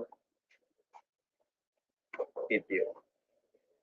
Highlight, change the font, make it center, as well as the color, and then the size. Now we have a YouTube video, a video lesson, at the same time slide presentation. So we have now these e-resources for our classroom site. Let's say you wanted to add a playlist from your website. Now we are going to use the embed format. The embed allows you to add any media, whether audio, images, or video from other websites directly to your classroom site. Let's try to have our YouTube playlist. So open your account from your YouTube that you have created your YouTube playlist, and then click share, and then click embed. Then copy the content, and this is the HTML code for your playlist. Click copy, then close. Then let's proceed again to our classroom site. Then click embed. Then go to the embed code. So you have an also option to type the URL from your playlist or the embed code that we have copied. As you can see here, you could adjust the width at the same time the height of your iframe with regards on the size of your playlist. So I'll just stick to the original one. Then click next. And then you will have the preview of your playlist. So later on, we will see how does it look like on our classroom site. So I'll adjust this one and then add a label. So make sure you have all the label that you needed in order for them to know what is this content is all about. So let's have your YouTube playlist.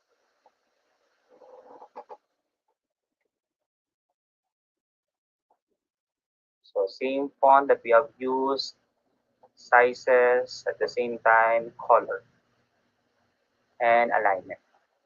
So most of our content are located in the center. So you have an options whether to move it on the left side or the right side, as long as they are visually appealing and it will help the student to learn better. Now let's go to the pages. This time we are going to click the triple dots at the e-resources. This one, click, and then click add subpage. Now let's try to have the learning module,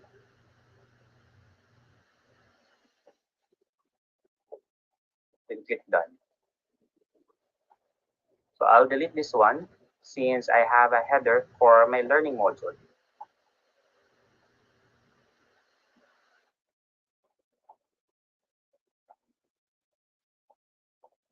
Page as a snag page from our e-resources. I'm going to upload a module, two modules from your website. So click the drive and you may search the module that you have on your drive. I'll just click the module 1 and select also the module 2 and click insert. So we have here the module 2 and the module 1. So I'll just make it visible as a whole page.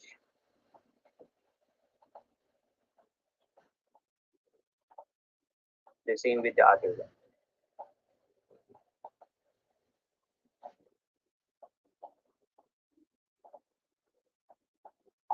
So I'll just add a label, module 1, introduction to ICT. Then add another label, module 2, productivity tools. Now we have already uploaded our learning modules. Our students or the parents will have an access on this one so they can read the content of our module for this subject. Now, in order for us to have a better communication with the parents of our students, we are going to add another page. So new page, and then let's type parents corner.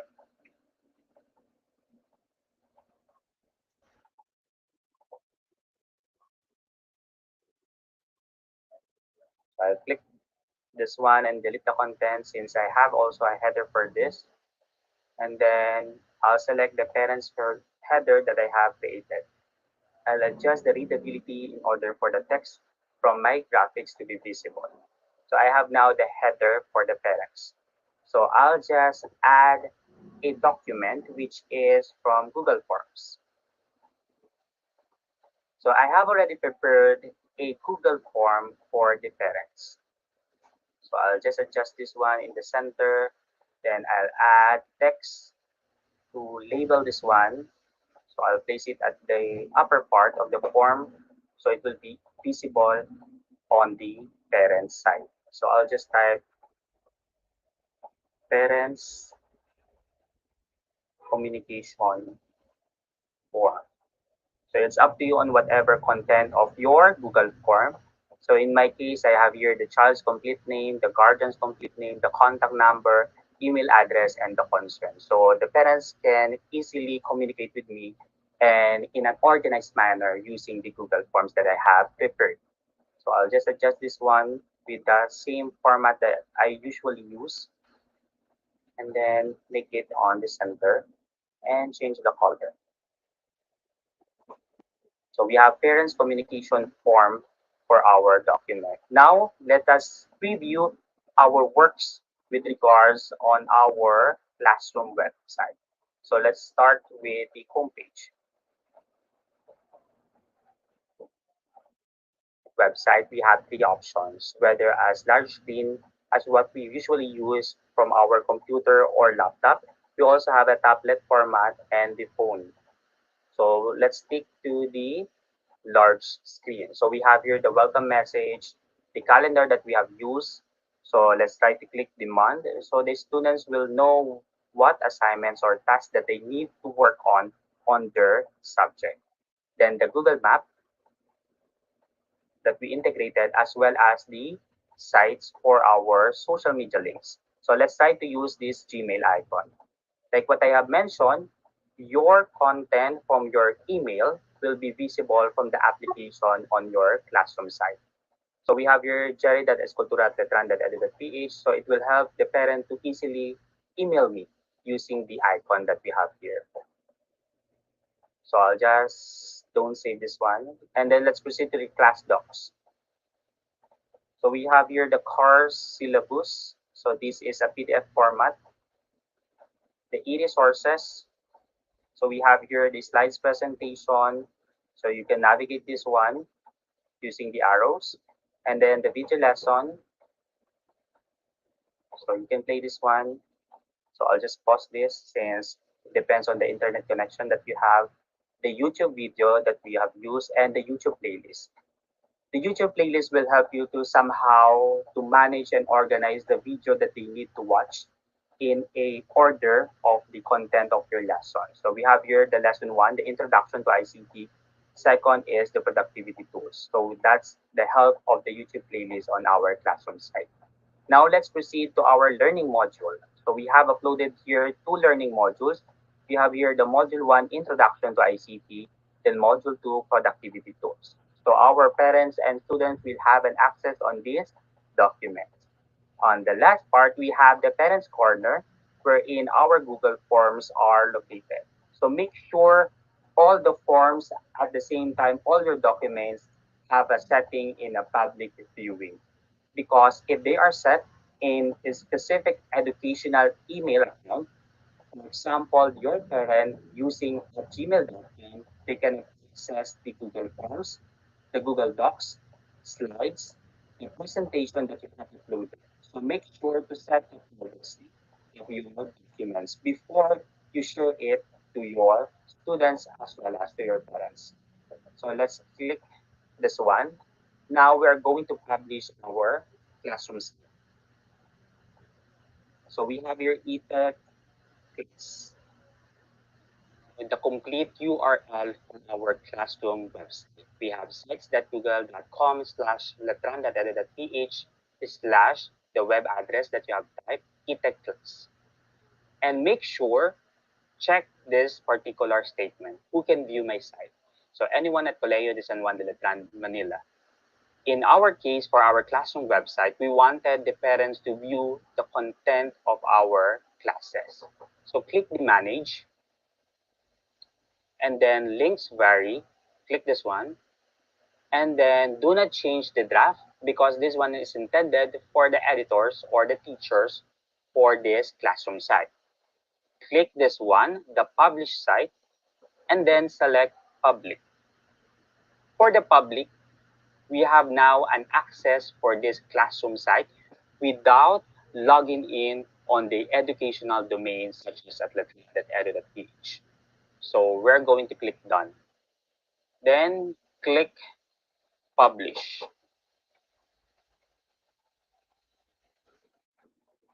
Your website in order for you to know if there are some errors before you share it to your students or to the parents of your students.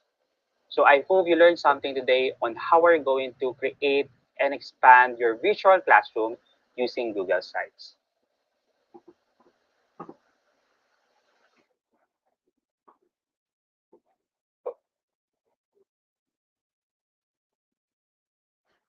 So that's how are you going to build your own classroom website using the Google Sites. And as you can see in the demonstration, we also integrate some of the Google Workspace applications such as Slides, Docs, Google Map, and YouTube. And also we embed a particular video or media from a different website such as YouTube to create a more appealing and customized and personalized classroom website for your classes and to the parents as well.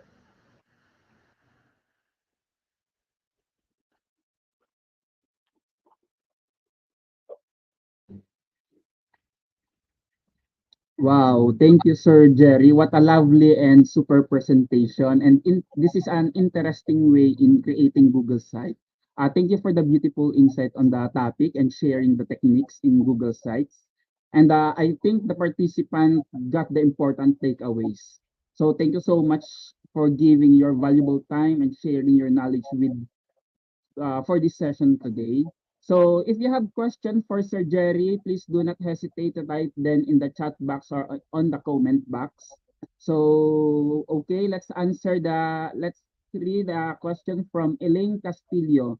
Sir Jerry, can the students post something in that site or is it the teacher only who can control the site? Thank you for the question, Ma'am Elaine. So with that, if you allowed your student to serve as also as an editor for your classroom site, yes, that is possible. However, ang mangyayari kasi is somehow they can change other content of your website. That's why it is not recommended to share that particular classroom site to your students on how are you going to create an engagement within your classroom site. For example, you can create a Google Forms and then attach a site or a particular sheets based on the responses of the students. So we can easily see the questions or concerns of our students in our classroom website. So pwede siya ma'am, pero baka magulo yung ibang content natin sa Google Sites once we shared it to our students. So I hope I answered your question, ma'am. Okay. Next question, Sir Jerry, is from Ariel Domingo. Question po, pwede po bang i-share yung Google Site access sa magkaibang domain? Say you are using DepEd, then shared to sa generic Google account. Thank you. That's from Ariel Domingo, sir. Okay. Sir Ariel, with your question po, yes, we can share our classroom site whether we are using at gmail.com or an educational email address. As long as you are going to set it in public, for example, at the publish, like what we have demonstrated at the end, publish, then click the manage, then click the links vary change, and then check the publish site into public. So this particular website will be accessible even though they are not using the same educational domain that you have created. And also, make sure that all the documents that you have attached on your classroom site is already set in a public, because once you have not set it in a public and then they did not use the same educational email address, they will see just a request access from the document. So medyo malilimit yung makikita nila sa ating classroom website. So make sure ipapublic din natin yung ating mga attached documents, and at the same time, yung ating website. Okay, thank you for that, Sir Jerry. So thank you for joining us today in this marvelous morning. It's my humble request and pleasure to all you to stay with us till the end. So you have so many takeaways and playoffs from the session. Each time you can like and comment in our session. So don't forget to tag, share, and mention to your friends in the comment box. If you have a question to the speaker, please do not hesitate to chat them or put it on the chat box and comment box. Please do not forget also to accomplish the evaluation form that is being flashed on the screen. The link is also available in the comment section in the FB Live broadcast or the chat box in the YouTube you are joining in. So before we move to our next speaker, once again, I want to remind you all to please support us with share and tag and comment and mention your friends in our social media. So with that, thank you, Sir Jerry. And for our next, for our next speaker, he's talking about Google Classroom for professional learning. And to help us to learn all of this information in Sir John Marie Malco. So Sir John Marie Malco is a certified Google educator and one of the leaders of Google Educator Group Bulacan. He graduated his bachelor's degree in philosophy in Casishaco Recolotes Seminary, Baguio City. I hope I pronounced it correct. And Master of Arts in Education in La Consolacion University of the Philippines.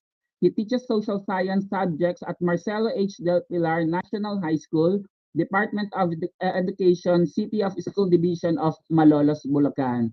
So without further ado, let us all welcome Mr. John Marie Malco. Hello, good morning, Sir John. Hello, sir. Good morning, and good morning to our Yes, good viewers morning, this Sir morning. John. Okay. So the virtual floor is yours, Sir John. You can proceed now. Thank you. All right. So once again, good morning, everyone, and welcome to GEG Balik Eskwela 2021. So allow me to share my screen to you.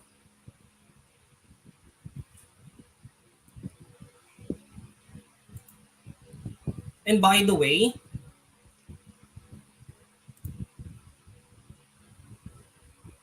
ayan. Right. And by the way, I will be sharing to you how to use Google Classroom for professional learning. So we are still on the planning part on how to plan our learning materials, how to properly execute, or how we should know deliver professional learning online through Google Classroom. And later, I will also be sharing to you what are the professional learning possibilities na pwede nating gamitin or gawin in Google Classroom, and what are the advantages in using Google Classroom. So today, I will be sharing to you how to use Google Classroom as a tool for teachers and professionals. The primary purpose of Google Classroom is to streamline the process of sharing files between teachers and students. So today, we will not only focus on sharing files. I will also present to you how to organize, how to set a conference, to check activities, and evaluate students' assessments, and collaborate as well with other teachers. Lahat yan, pwede natin gawin with Google Classroom. But wait, there's more. I will also show to you how to integrate other Google education tools in Google Classroom. All right, so let's start. So first, let's learn the basics of Google Classroom. So what we need to do first is to create a Google Classroom. So teachers, you should know how to use Google Classroom and how to communicate to your students. So step one is to create and distribute Google Classroom code. So let me share my screen to you on how to.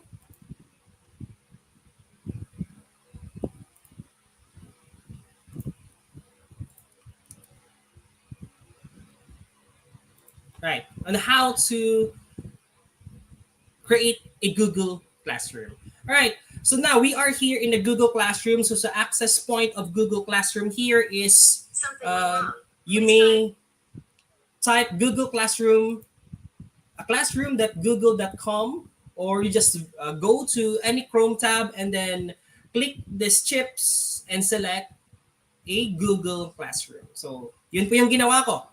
Then you can see on the upper right side here, there is a plus sign. You, as a teacher, you should click the create class. So gawin natin, let's create a classroom. So as you click that, it will require you some information. First, ito po yung requirement. What is your class name? So I would use my class name as Google Classroom as professional learning. Right. Now, ano yung section? Take note, importante din nating ilagay yung section for you to identify what particular section or what particular group of students yung pupuntahan niyo. Because, of course, if you have a number of sections that are enrolled or created inside your Google Classroom, it is better na maging organized tayo in using the Google Classroom. So, lagyan natin ng section. Just like for example, by the way, I am one of the leaders of GEG Bulacan. So, yung section ko is GEG Bulacan. Then, we are done. And let's click create. And Google Classroom will just bring us to our classroom. So now, we can see here a lot of things, a lot of information that would require you to set your Google Classroom. So ano yung gagawin natin first? We should click the class code and give this to your students. All right? So for now, our Google Classroom code is AEFZLTU. Right? So any of my students who are with the same domain in our institution, what I need to do is I will just give this Google Classroom code and then they will now be enrolled inside my Google Classroom. Or you can actually click this copy invite link and then send this link through Messenger, through Google Mail, or to other platforms na pwede po nating ma-deliver yung ating invite link. So once that they click that copy invite link, they will be enrolled in our Google Classroom. So that is how we generate and share the Google Classroom code. Importante lang po, to enroll in the Google Classroom is the Google Classroom code. Now, another important thing to set first in our Google Classroom is to generate meeting link. Because through Google Meet, doon tayo makikipag-communicate with our students. So, how to generate meeting link? So, let's go back to my screen. On my screen, teachers, we can see here the under the class code, the words meet link. So, click lang po natin yung generate meet link and then click din natin once again yung generate meet link, then click save. So once you click save, automatically it will Google Classroom will provide you the Google Meet link. This can be your Meet link for the entire semester or you can reset them. So paano po tayo, mag-reset ng Google Meet link? So punta lang po tayo dito sa setting. As we click setting, you can actually edit other informations in your Google Classroom. You can edit your class name. Pwede niyo pong palitan ito. You can add class description. You can add or edit the section, room, and what is your subject. On the lower part, there are also other settings na pwede po nating baguhin. I call this a professional tips na lagi kong sinishare sa mga Google educators na importante to make our Google Classroom more secured. First is we can actually turn off our invite codes. So once that our students listed in the official names of students that are enrolled in my classroom, once they are already enrolled, I can actually turn off the invite codes so that there are no any more students na pwedeng pumasok sa classroom ko. Just like for example, there are cases na enrolled po pala siya sa ibang teachers pero yung classroom code ko po yung ginamit niya. So, na-enrolled siya sa aking Google Classroom. So in order to avoid that, we can turn off this manage invite codes. Pwede po natin i-turn on or to reset the class code. So paano po natin i-reset? Just click the turn on or the drop down button here, then we can reset the class code. So kanina yung class code po natin, as we reset the Google class code, ito na po yung bagong class code po natin. 3TQA6AJ. Alright. So iba na po yung classroom code natin as what I shared to you earlier. So aside from resetting class code, aside from turn on and turning off the invite link, we can actually do that as well in the Google Meet. So here on the lower part, we can see here a setting for Google Meet, and we can also see a drop-down button. As we click this, pwede po nating i-copy to send this to our student or to reset. Alright, take note, ito po yung ating meeting link. Once I click the reset, iba na po yung meeting link natin. So bakit po namin ginagawa yung meeting link? Because sometimes students are giving this meeting link to others outside your domain. And as you are in the Google Meet link, pwede pong pumasok yung mga strangers, yung ibang tao outside our domain once we click the admit. In order to prevent that, from time to time, as me as a professional educator, I am resetting the link so that kahit kanino man ibigay ng estudyante na ito, yung meeting link namin paiba-iba and no intruders can enter my virtual room using Google Meet. And also, we can set the meeting link visible or not to our students. So, kanina, in the stream part, I generate the meeting link and automatically nandun na yung link. I can actually make it invisible in order for my students not to access the meeting link while I am not the first one to enter. Gusto ko ako laging pumapasok sa Google Meet. So as you can see here, hindi na nila ma-access ito once I click this invisible. So meron tayong nakikita na elements na nagsasabi na hindi ito visible sa ating mga estudyante. Alright, so that is the basic of how to set Google Classroom.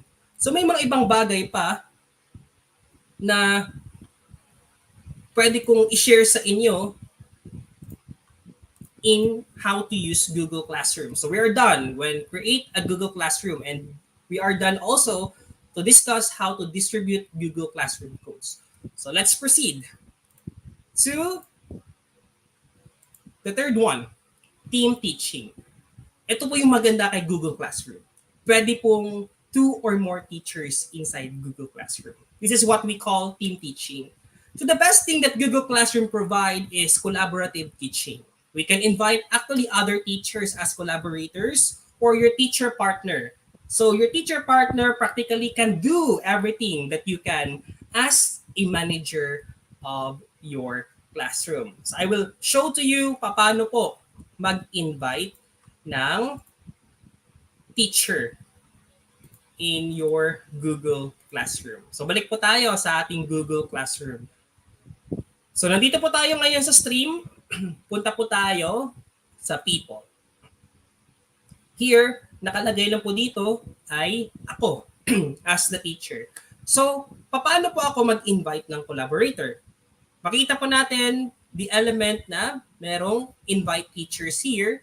So, just click this one and just type the email of your co-teacher. So, kinakailangan, since I am using a workspace account, kinakailangan same domain yung teachers natin.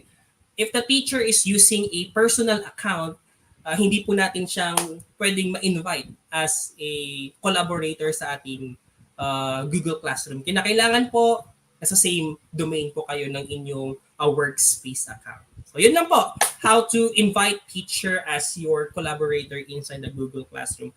So ano po yung mga pwedeng gawin ng co-teacher ninyo or co-collaborator ninyo in Google Classroom? They can actually practically do anything. They can communicate to your students. They can access to the Google Meet link. They can check and post activities sa mga estudyante ninyo. Yung hindi lang po pwede niyang gawin is to archive a classes. Only the teacher who created the Google Classroom has the access to archive the classes. Alright, balik po tayo sa screen natin. Makikita niyo po teachers na wala po akong estudyante. It's because nobody enrolled yet in my Google Classroom. So once I gave the Google Classroom code and Google Classroom link to my students, as they click the link, they are automatically enrolled in my Google Classroom. All right, so let's proceed to the next part of our discussion on how to use Google Classroom as a professional learning.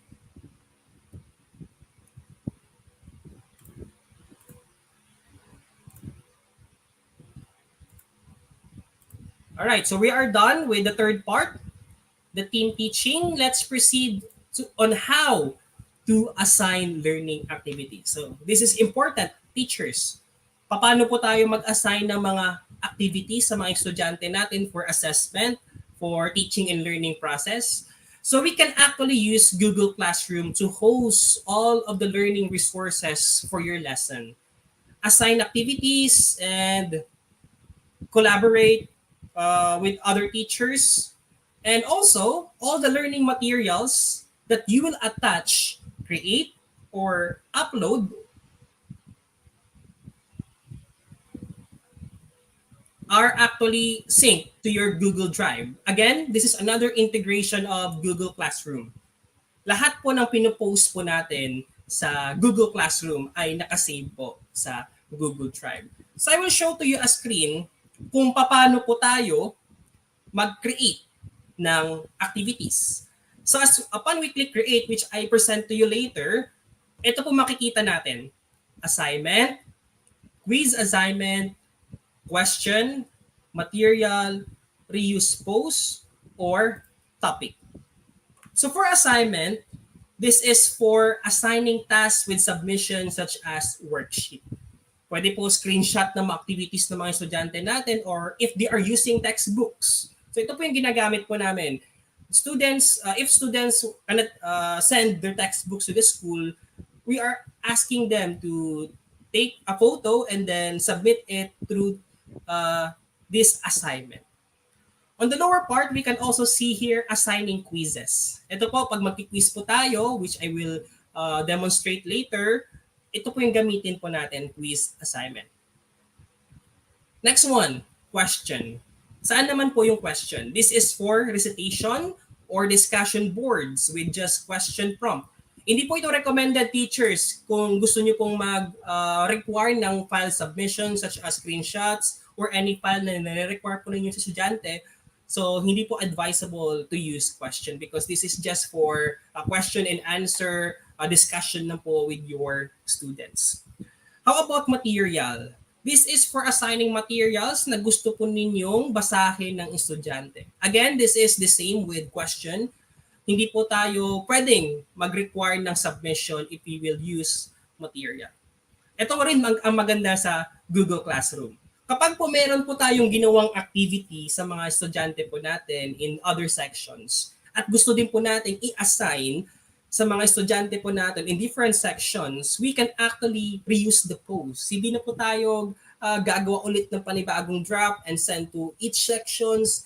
This is the best thing that Google Classroom provides, reuse posts. So we can reuse posts from any of your classes and it will appear as a draft and it will include all attachment.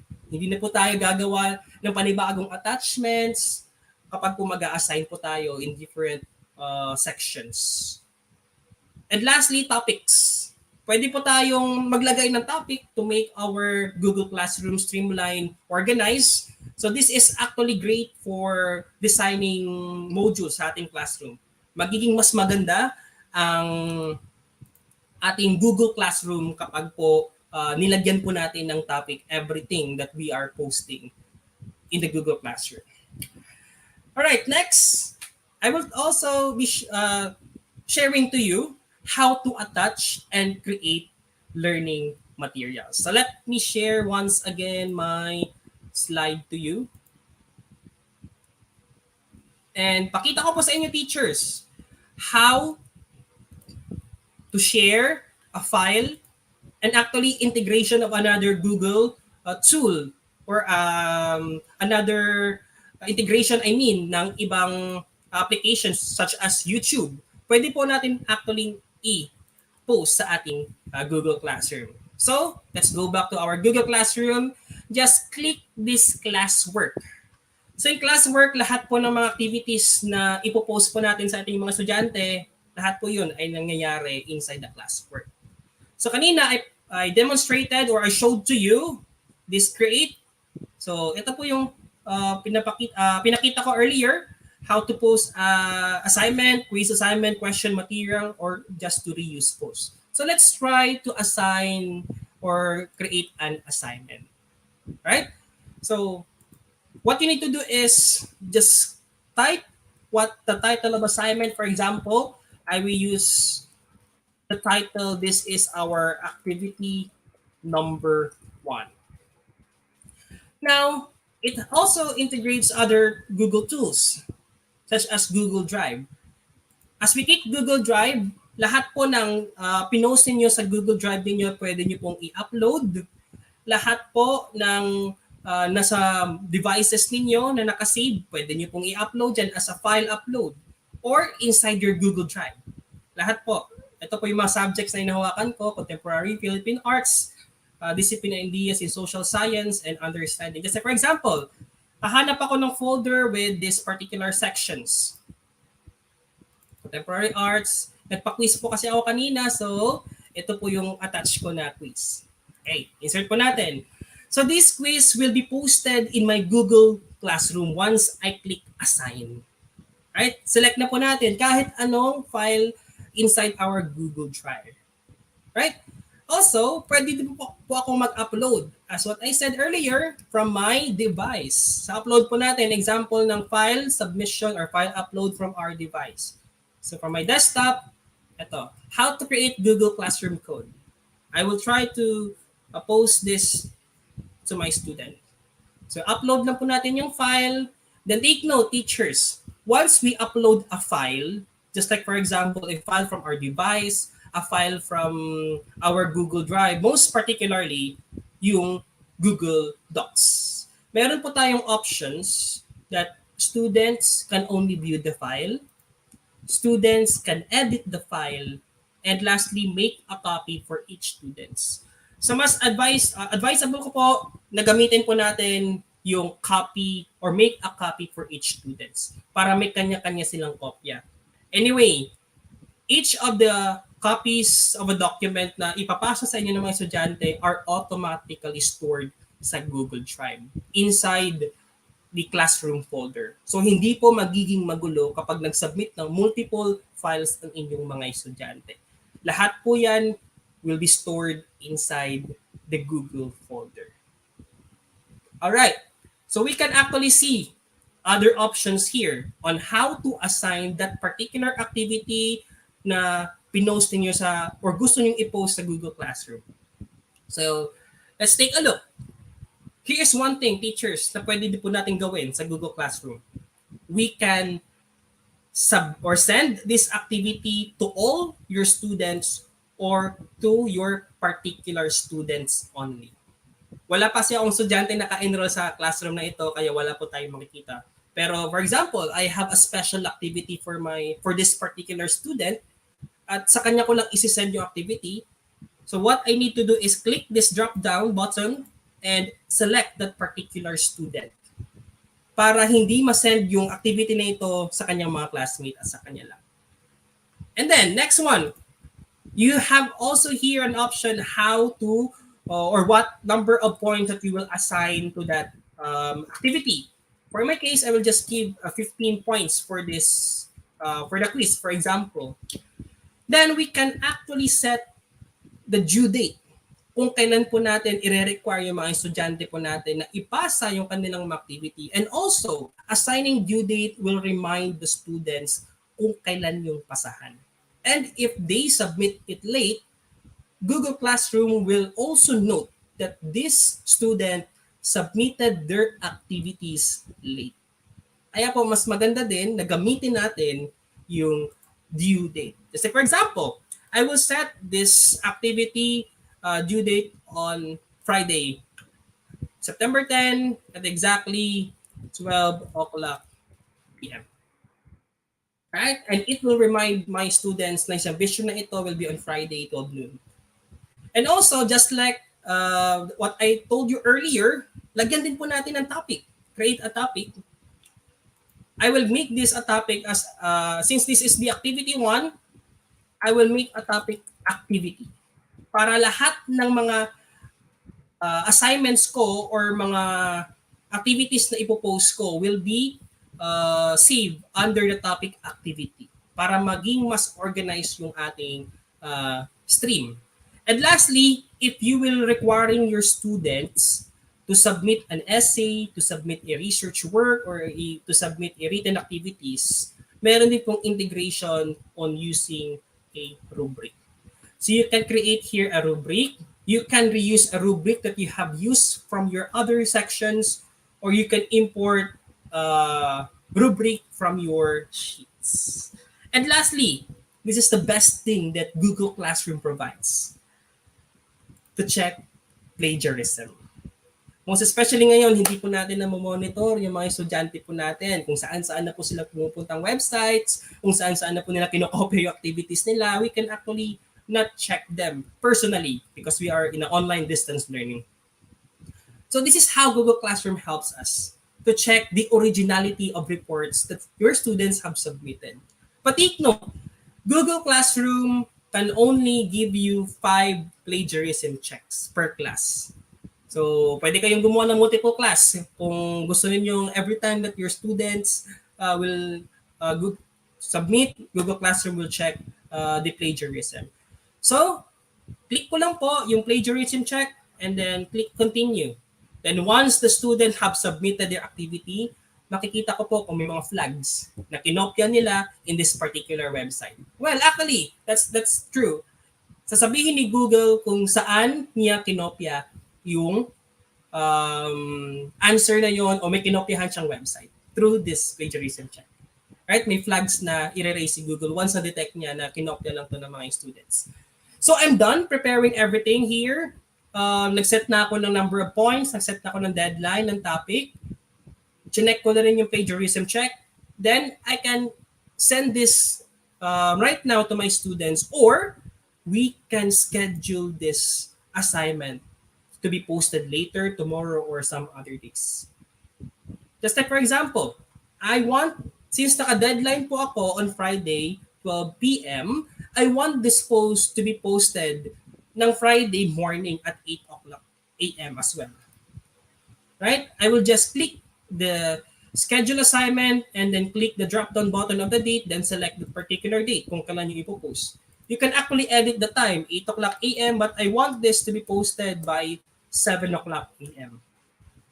Then just click schedule. So that's it. This activity number 1 is scheduled for September 10, 7 o'clock a.m. So try din po natin yung ibang activities because this is just an assignment. Let's try quiz assignment. So this is just the same with the posting of assignment. But since this is a quiz assignment, may integration siya ni Google Forms. And I do believe, teachers, abangan po niyo ito later. Ituturo po ni ito once we discuss how to use Google Form as a tool for, of course, for education, for quizzes. Mamaya po, abangan po ninyo. So, standby lang po kayo dyan. So, this is how we use quiz assignment. Integration siya ni uh, Google Form.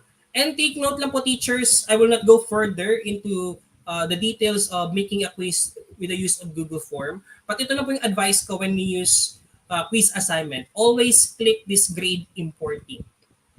Because once we click this grade importing, right after the students have answered the assigned quiz in form, Google will automatically check that particular quiz. And the grades will be imported inside the Google Classroom. So yun lang po yung ma-advise ko for now. But later, papakita po namin paano po gamitin si Google Form paggawa ng quiz. Alright? So let's proceed to the next part of my presentation. Let me share once again my slide. Alright.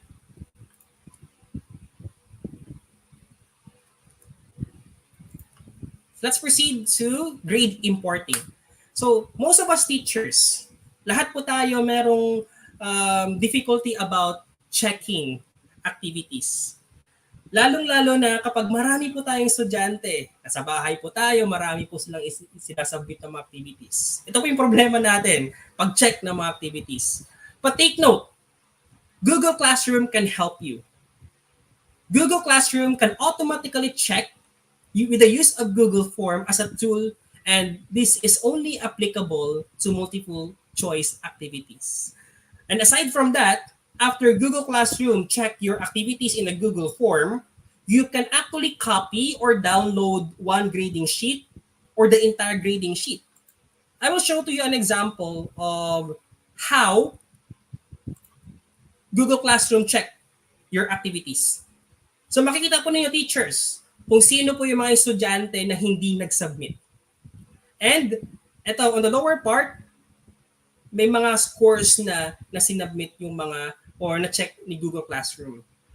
And also, you can see here what are the things na sinubmit ng mga bata. But take note, yung automatic check ni Google Form is only applicable through multiple choice questions. So since na-check na ni Google Form and Google Classroom integrate it, we can actually copy all the grading sheet or download the grades as CSV, which also another integration ng Google tool, which is Google Sheet. At ituturo din po yan later. So abangan po yung teachers. Marami po actually tayong pwedeng gawin with Google Classroom and integrate it with another Google tool na pag-uusapan din na ng mga speakers po natin later on. Alright, so let's proceed. Another thing, teachers, this one, before ko makalimutan, this is the example of the grades na makikita po natin sa Google Classroom. All the activities na chinek po ninyo will be saved with as soon as you click or download the Google Sheet or the CSV file, which of course can be converted to Google Sheet file. So ito po yung mga pangalan ng mga estudyante ninyo and lahat ng scores nila sa mga activities and yung mga missing activities nila. Missing activities, it means na hindi po sila nagpasa ng mga activities. Alright, so Sir Gary, Mamaan, allow me to share the last part of my presentation. So what are the other professional learning possibilities na pwede po nating i-integrate or gawin inside the Google Classroom? First is group study. So we can gather a group of students, a group of teachers. Pwede po tayong mag-online discussion through Google Classroom. Next one is we can use Google Classroom as an alternative group email. So instead of making announcements and sharing resources through series of emails, professionals or teachers can post this to Google Classroom. So the Google Classroom can serve as a repository for memorandums, documents, links, o mga files ninyo sa school ninyo. So instead of sending it through multiple emails, just create Google Classroom. I-post ninyo and everything will be posted in your Google Classroom and integration of Google Drive. Everything that you post inside the Google Classroom is also saved in the Google Drive. Next, in-person presentations, we can use Google Classroom in trainings and workshops. So as a presenter, or yung presenter can invite his audience to join a class that is created for just a specific event. He can distribute his slideshow, his handouts with Google Classroom. The presenters as well can ask questions to get to know his students or to update them, and of course, to participate in asking questions for evaluation, for exchanging ideas. So pwede din po natin gamitin in in-person presentation, training, and workshops yung Google Classroom. Digital badges. Yung mga estudyante po natin na that performs well, pwede din po natin silang bigyan ng digital badges. So, importante po na ma-recognize din natin yung mga success ng mga estudyante po natin, lalong-lalo na ngayon, medyo hindi lang po tayo nahihirapan kundi sila din. So, in order for to make a recognition sa mga efforts ng mga estudyante po natin, we can give them digital badges. And lastly, online course. Professionals from around the globe can join the same class and learn online. Well, actually, I'm teaching in the graduate studies, and I have a student who is located in Saudi Arabia and Indonesia. I am located right now in Malolos. I have students from Mindoro. I have students from the Visayas, in Masbate, in the Quezon Province. So pwede po nating gawin yung Google Classroom or gamitin si Google Classroom as an online course. Then we can post assignments, quizzes, and discussions. Even when the class is over, it can remain online and a valuable resource. So that's it. That's the things that I can share for you on how to use Google Classroom for professional learning. So I hope that you have learned something from my sharing today. And if you have questions, just comment and I will entertain them. Sir Gary and Mamaan. Okay, thank you Sir John. Napaka-inspiring at napakadami naming natutunan for this session. Thank you for enlightening us ang iyong pearl of wisdom pagdating kay Google Classroom. Thank you for the contribution at saka sharing your precious time po para sa amin at ating mga viewers. So, if you have questions po, don't hesitate again to type them in the chat box. Okay, so ready na Sir John to answer the question? Yes, I'm ready. Okay, first question po from Will Datan. May I know if may limit po kung ilan MB ang nasa-save sa Google Classroom? Well, meron po. May limit po. Depende po sa domain or ano po yung workspace account na meron pong institution ninyo. Just like for example, pag fundamentals lang po, may limitation po kung alin lang po yung particular. But I think it could be 1 terabyte for a fundamental account na pwede pong i-save ng isang estudyante. But pag workspace plus, alam ko, medyo malaki yung storage na pwede po nating ma-store in Google Classroom. Okay, next po, Sir John is from Mira Martin Castro. Good AM po, sir. May way po ba na i-segregate yung Google Classroom ko last year sa Google Classroom ko this year? O kailangan ko i-delete yung mga classroom last year? Thanks po. That's from Mira Castro. Hello, Mamira. Well, you can archive your classes na last year nyo pang ginamit. Of course, to avoid clutter in the Google Classroom. Pero minsan kasi, nami-mix yung mga files ng classroom natin with the previous school year sa classroom po natin ngayon sa Google Drive, pwede po natin siyang i-delete. But first, we need to archive the document or the classroom and then delete po natin. But tip po lang po, professional tip, Sir Carl, na yung mga classroom po natin na may mga materials na importante, i-archive lang po natin. Huwag po natin i-delete. Kasi once we delete the classroom, all the files are also deleted. Hindi na po wala na po tayong access. So, tip lang, archive po natin para hindi po siya makigulo sa stream po ng ating Google Classroom. Ayun. So, archive lang pala ang solution, sir. Okay. So, we're bringing back Sir Jerry. And, okay. Before we move to our next speaker, Any last words muna po for our viewers, Sir Jerry first, before Sir Marco. To our viewers from Facebook and YouTube, thank you for attending our first parts of our webinar for Balik Eskwela of the GEG Philippines. Just remember po, there are a lot of possibilities and technology that we have. We have to use it according to the needs of our online classes or offline classes. So make sure lang po is to discover these applications later on po para ma-integrate natin sa ating mga online classes. Yun lang po. Maraming salamat. Okay. Parang ano sir, no, bitin na bitin tayo ngayon sa mga sessions natin. And how about Sir Jan po? Baka any last word para sa ating audience? Kasi alam ko talaga si Google Classroom, ito yung pinakamaraming gampanin sa atin as teachers. Tama po yan, Sir Carl. Actually, kulang yung oras ko ngayon. Gusto ko pang mag-share ng marami pa how to integrate other tools, other applications inside the Google Classroom. Kahit ano po, as long as you have the link, pwede po nating i-integrate yan kay Google Classroom. Kasi as Google Workspace Education, foundation po talaga si Google Classroom. Lahat po yan ay pwede po nating i-integrate or lahat, ng Google Workspace tools, pwede po nating i-integrate kay Google Classroom. So, yung advice ko lang sa mga teachers who are watching out there, learn more a lot of things, not just the Google Workspace tools. Pwede po tayo ma-explore ng other tools na pwede po natin i-integrate kay Google Classroom. So, do more with Google Classroom, teach better, save time, and make a difference.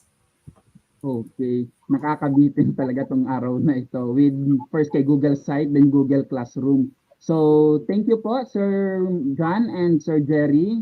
Marami po kaming natutunan with the sessions from both of you. And maraming salamat po. So, okay po. Baka malimutan ko to. Sa atin pong mga viewers, please do not forget po to accomplish the evaluation form that is being flashed on the screen.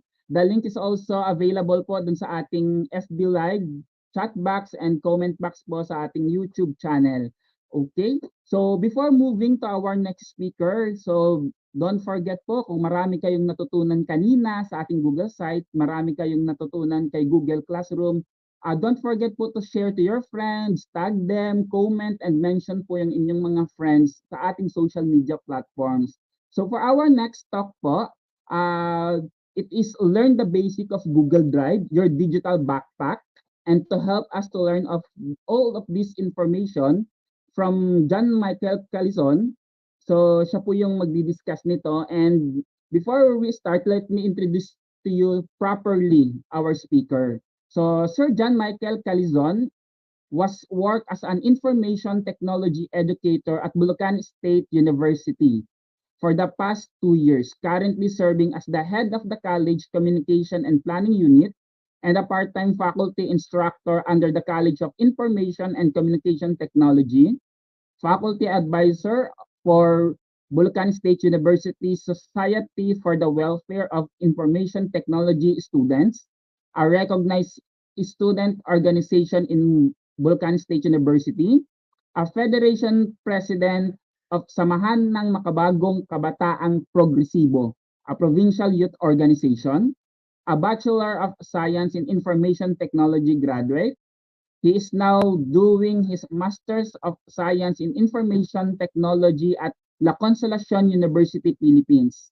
Area Coordinator of Bulacan Information Technology Educators Society, Adobe Creative Educator Level 1 and Level 2, ISO IEC 27001 Information Security Led Auditor. So, samahan niyo pa akong i-welcome no other than Sir John Michael Calizon. Good morning, Sir John.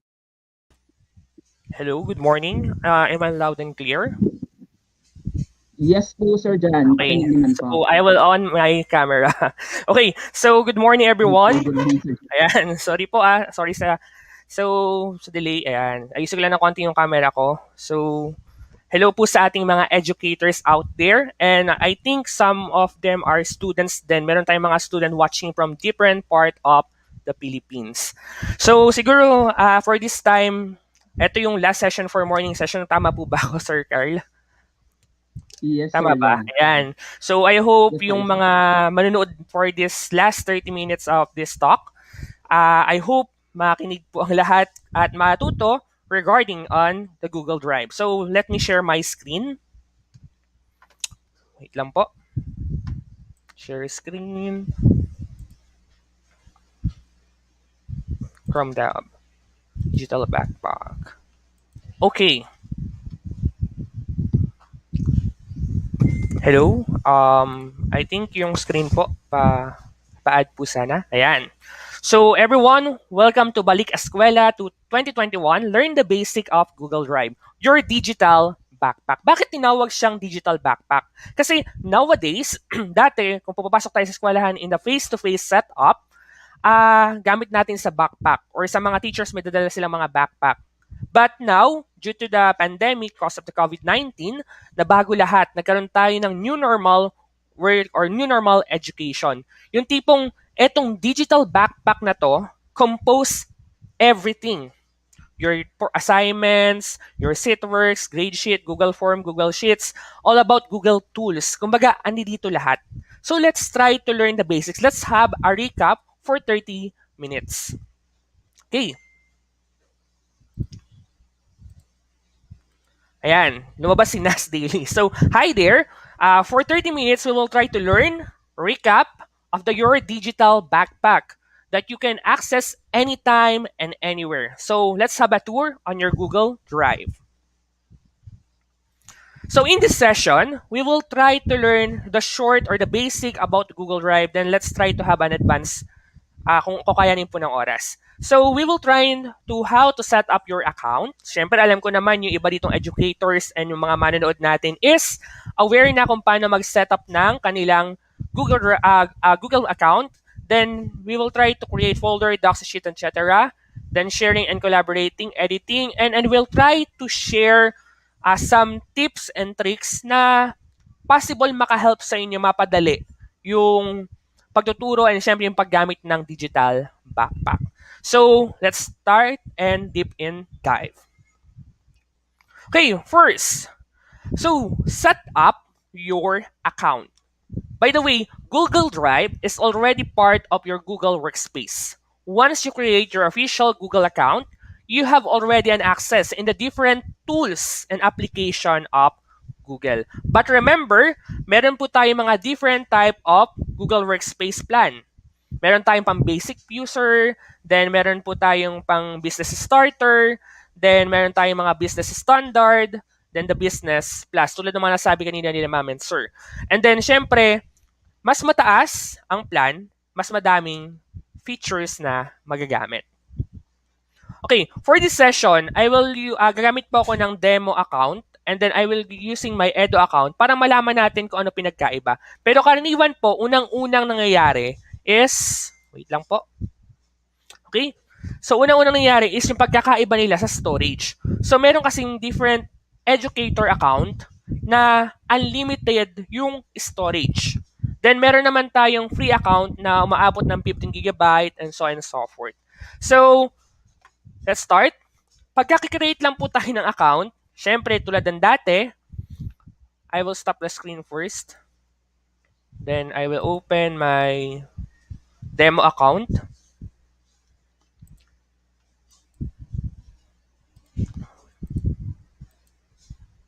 Ayan. Okay. So, gumawa po ako ng demo account for today para mas madaling masundan po ng lahat. Sa first part, so I already create a Gmail account. So, ito po siya, demo.eskwela@gmail.com or karaniwan, kung magawa naman tayo ng account, kiniklik lang natin yung icon, then add another account. Pag nag-click tayo ng add another account, you can see the create account button. So, kahapon or kagabi, I already created my account for this demo. Then, as you can see on the account, pupunta po ako sa demo. Yan. When you click the dotted lines or the Google Apps, makikita po natin lahat ng tools available. And syempre, ito po yung gagamitin natin for the discussion, the Google Drive. Okay, once you have created your Google account, automatic you have an access to your Google Drive. Pero yun nga po, dahil free lang siya, we have 15 gigabyte storage. Pero kung Edo account, unlimited siya. And syempre, meron pa tayo iba-iba pa pong mga different plans. So, let's start. Paano let's start? Let's start the way what is inside your Google Drive. Okay. Ayan.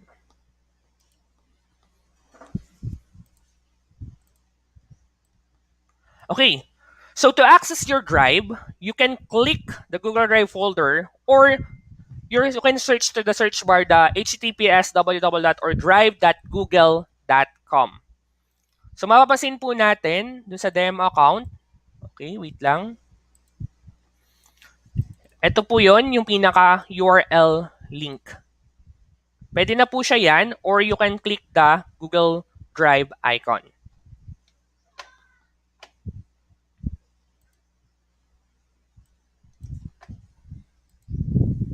Okay. So the first part, we will try to, parang magkakaroon lang po tayo ng recap.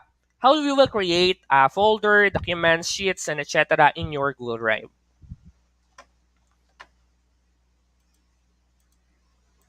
Yan. So, from your Google Drive, click the new button. So, ito po yung new button. As you can see, pag click natin yung new button, makikita natin yung different types na pwede natin gawin sa inyong Google Drive. So, we can create a folder or file upload, folder upload. Syempre, yung mga Google tools and application like Google Docs, Google Sheet, Google Slide, Google Form, and more. So, ibig sabihin, this digital drive compose everything. Everything inside. Kumbaga nga, sabi di ba kanina, anytime, anywhere, once you have an internet, connect to the internet, you can access your own digital backpack. Okay. Next. So, first, wait lang. Wait lang po. Wait lang.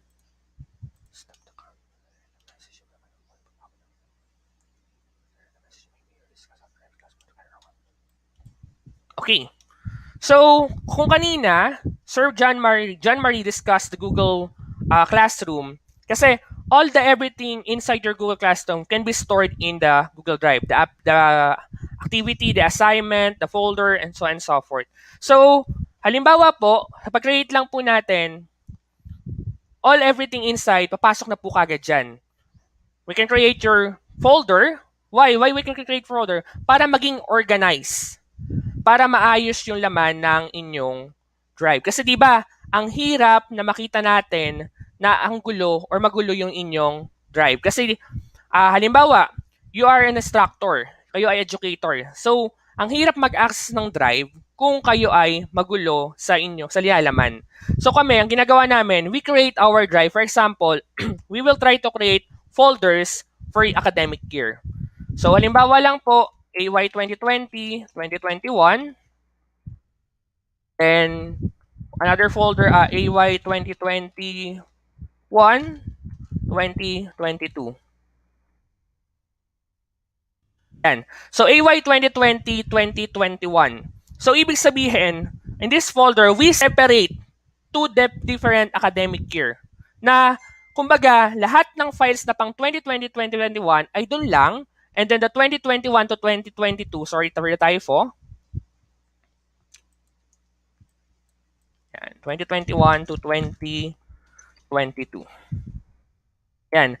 Kumbaga, it will compose the files or the activities inside your folder for that specific year. For example, for this upcoming school year 2021 to 2022.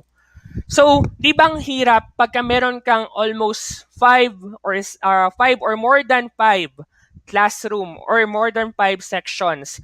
Das iba-iba pa ang kanilang mga subject. So, ang ginagawa naming way para hindi na mahirapan, we created different subfolders inside your AY 2020 or 2021 folder composed all your sections. Kumbaga, magkakaroon tayo ng mga subfolder ng inyong section. So, halimbawa lang, for example, you are teaching math and English. Yan. And then, ang kagandahan na po dito, all your document or Excel file or Google quiz can be put it on this drive. For example, kung kanina, meron tayong halimbawang Google Classroom na for the English subject, for example, sa mga elementary teachers natin, English subject, then meron siyang dalawang section. So you can organize section A and section B.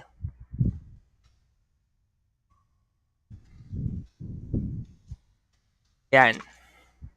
Okay?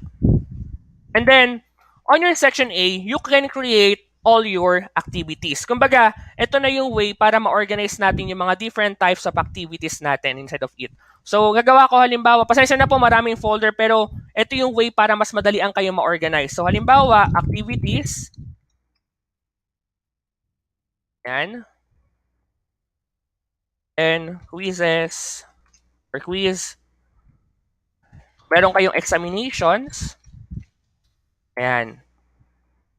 Yan. So halimbawa, ito na po yung folder nyo. By the way, there are different features na pwede nyong i-access on your folder. So for example, the activity part. Sa activity po, pag nag-click tayo dyan, meron tayo makikitang different function na pwedeng gawin ng inyong folder. For example, the share. So there are many different types, there are different types of level in sharing. Siyempre, yung pag-get link, we can find the show folder location, and syempre add to your shortcut drive. So later on, let's try to discuss that part. So, halimbawa po sa activities, ayan na po. So nasa loob na tayo ng isang activity folder. We can create different types of Google application or Google tools. You can create a document. So, nung nakiklik tayo ng document, so nasa loob tayo ng activities, click yung new button, then I already click the Google Docs. Automatic, meron akong Google Docs application na mabubukas. Halimbawa, this is activity 1. Okay.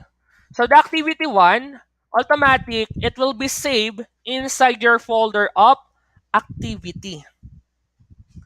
So, kumbaga, kung saan ka na-create, kung saan nakapasok yung pinaka-folder mo, doon siya mapapasok or pupunta. So, halimbawa lang po, we'll try to create an activity using Google Docs and another activity using Google Sheet.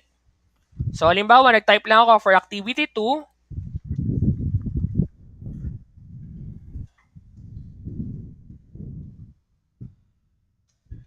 And enter. And wait lang po tayong konti. Sorry. Ayan. Ayan. So, ang kagandahan dito, nasa loob na po siya nung pinaka-activity. Hindi na kayo mahirapan. So, paano pagka halimbawa, you're inside your drive? Then nakikita natin meron diyang recent. Nakikita lahat ng ginawa natin. Paano kung gumagawa kayo or nagkaroon kayo ng ng Google Form, halimbawa Google Form, then for example, this is activity 3.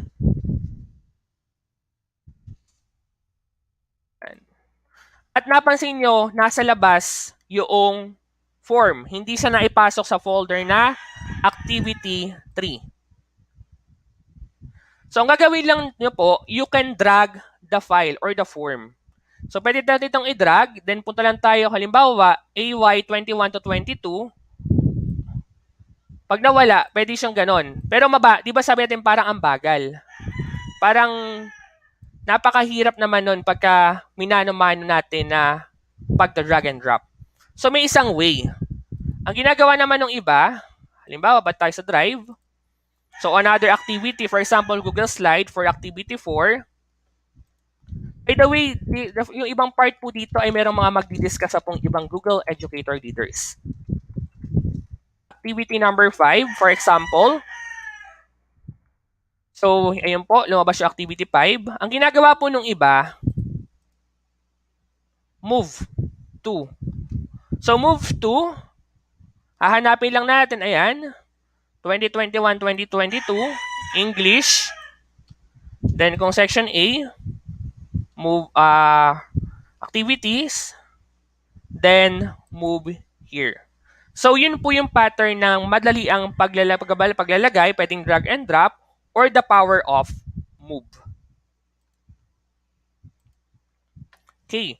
So, we already try to create folder. We already try to create docs, sheets, and etc. Now, meron siguro ditong ibang educator na nakagawa na ng folder at ina-upload na lang nila sa Drive. So, ang ginagawa po ng iba, para you can, kasi, di ba, sa Google Drive, you can drag it. Drag and drop. Kumbaga, pag dinag natin, then turn up, automatic, maglo-load lang siya, antay na tayo lang segundo, depende pa rin po sa power of your internet, then, magkakaroon na tayo ng instant folders inside your Google Drive. So, ang ginagawa lang po natin dyan, I will minimize. Then, try to create a folder. Okay? For example, nasa document ka, gawa ko ng folder about Google or GEG.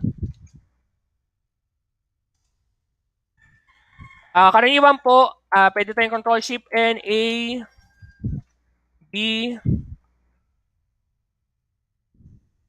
C. Ayan. For example, this folder is for your section B.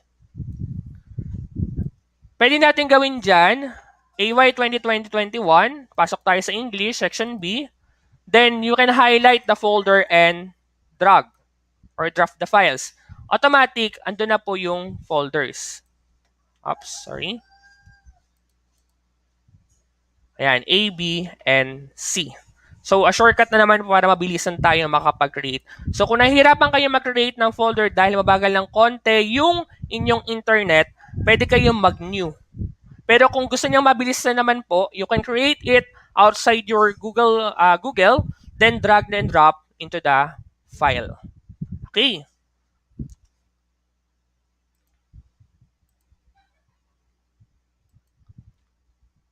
Okay?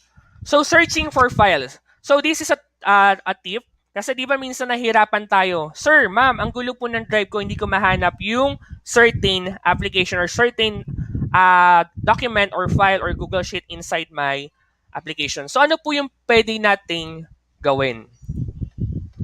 Okay, searching lets you look for specific file using contained within file or file name.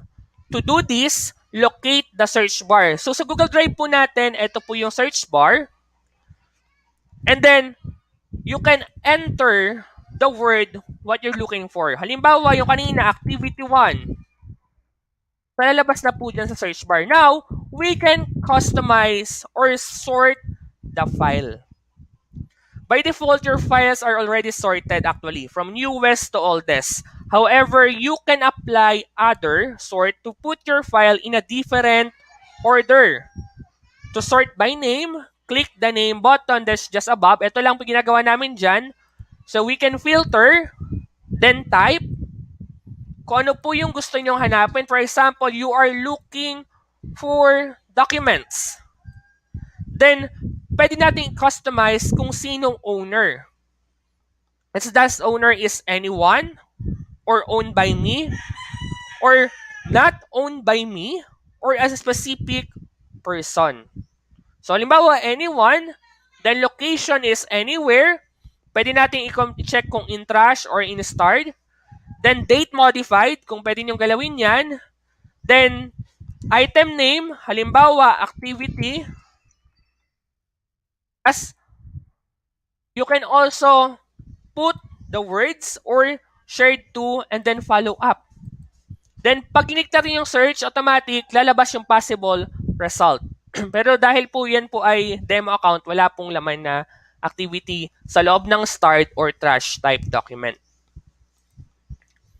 So, halimbawa, anytime na lang po, tanggalin na natin to, document, search, lalabas yung activity 1.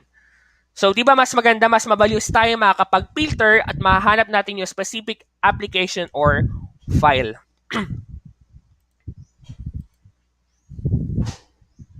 Yan. So, yun po yung sa tinatawag nating apply filter. Actually, sorry na late yung PowerPoint. So, para mas sa kaalaman po ng lahat, filters let you hide unimportant files and focus only on the ones you interested in.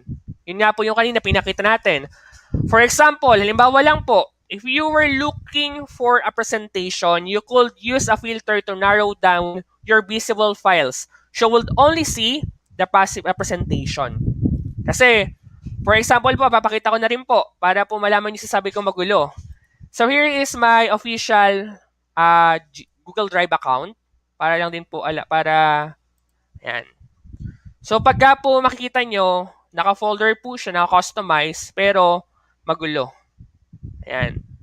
Ang ginagawa ko na lang din po dyan, pag maghahanap, for example, filter, then I would like to find presentations, then owner anyone, then search. So automatic, mapi-filter lahat ng presentation. Ayan po. Kung ganun siya kabilis, hindi na tayo kailangan pang mag-type. Kasi halimbawa, nag-type ka, halimbawa lang po, bulso. So, lahat ng information tungkol sa bulso ay lalabas. Pero kung specific type or document lang pong hinahanap, i-filter na po natin.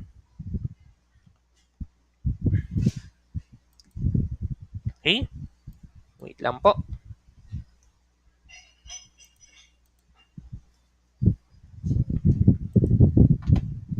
Okay. Organizing your file. Alam ko namang lahat naman ng teachers dito ay mahilig mag-organize ng kanilang file.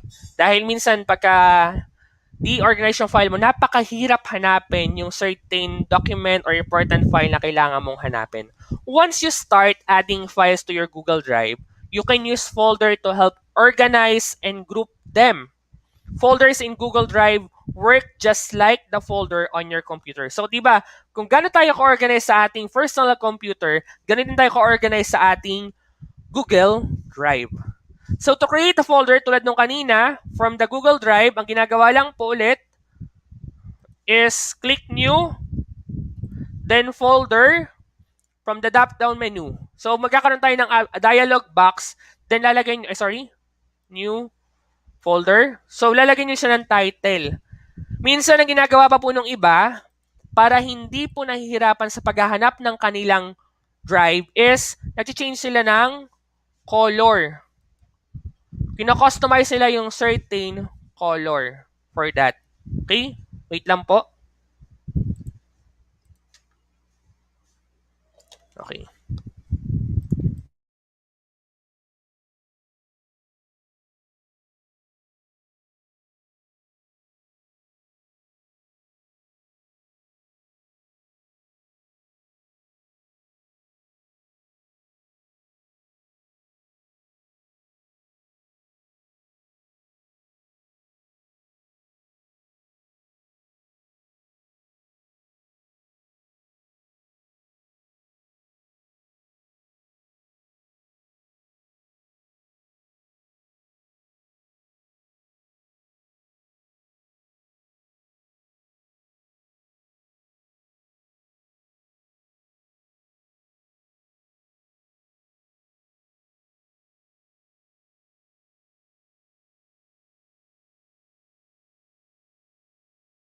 Okay, sorry na mute. So, ang ginawa ko po kanina, new, file upload, hinanap ko yung file ko na ginawa ko outside. For example, ito na lang po, then open.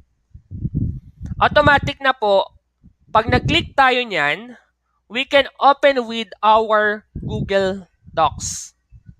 So, bubukas na po yung document and pwede na lang i-edit inside your Google Docs.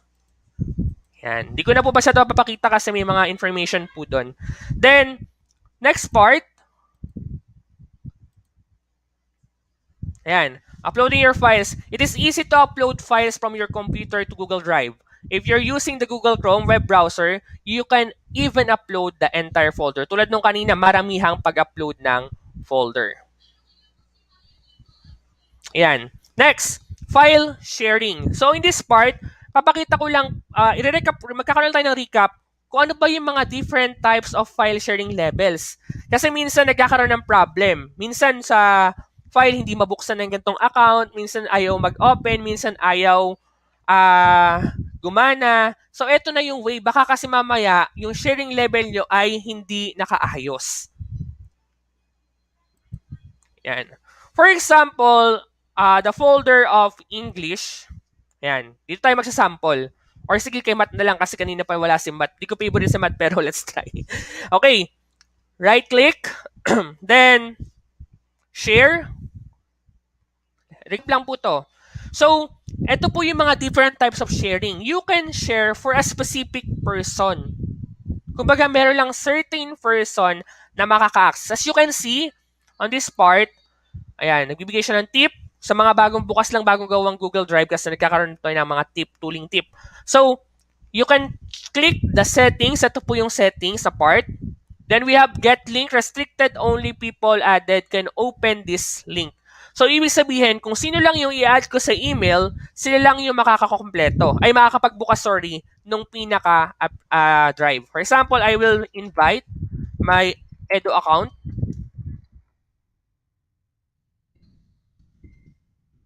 Yan.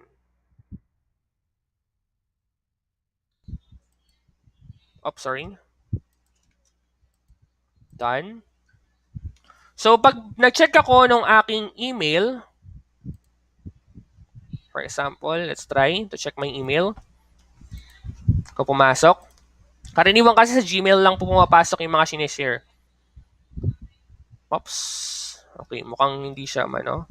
Isa ko lang.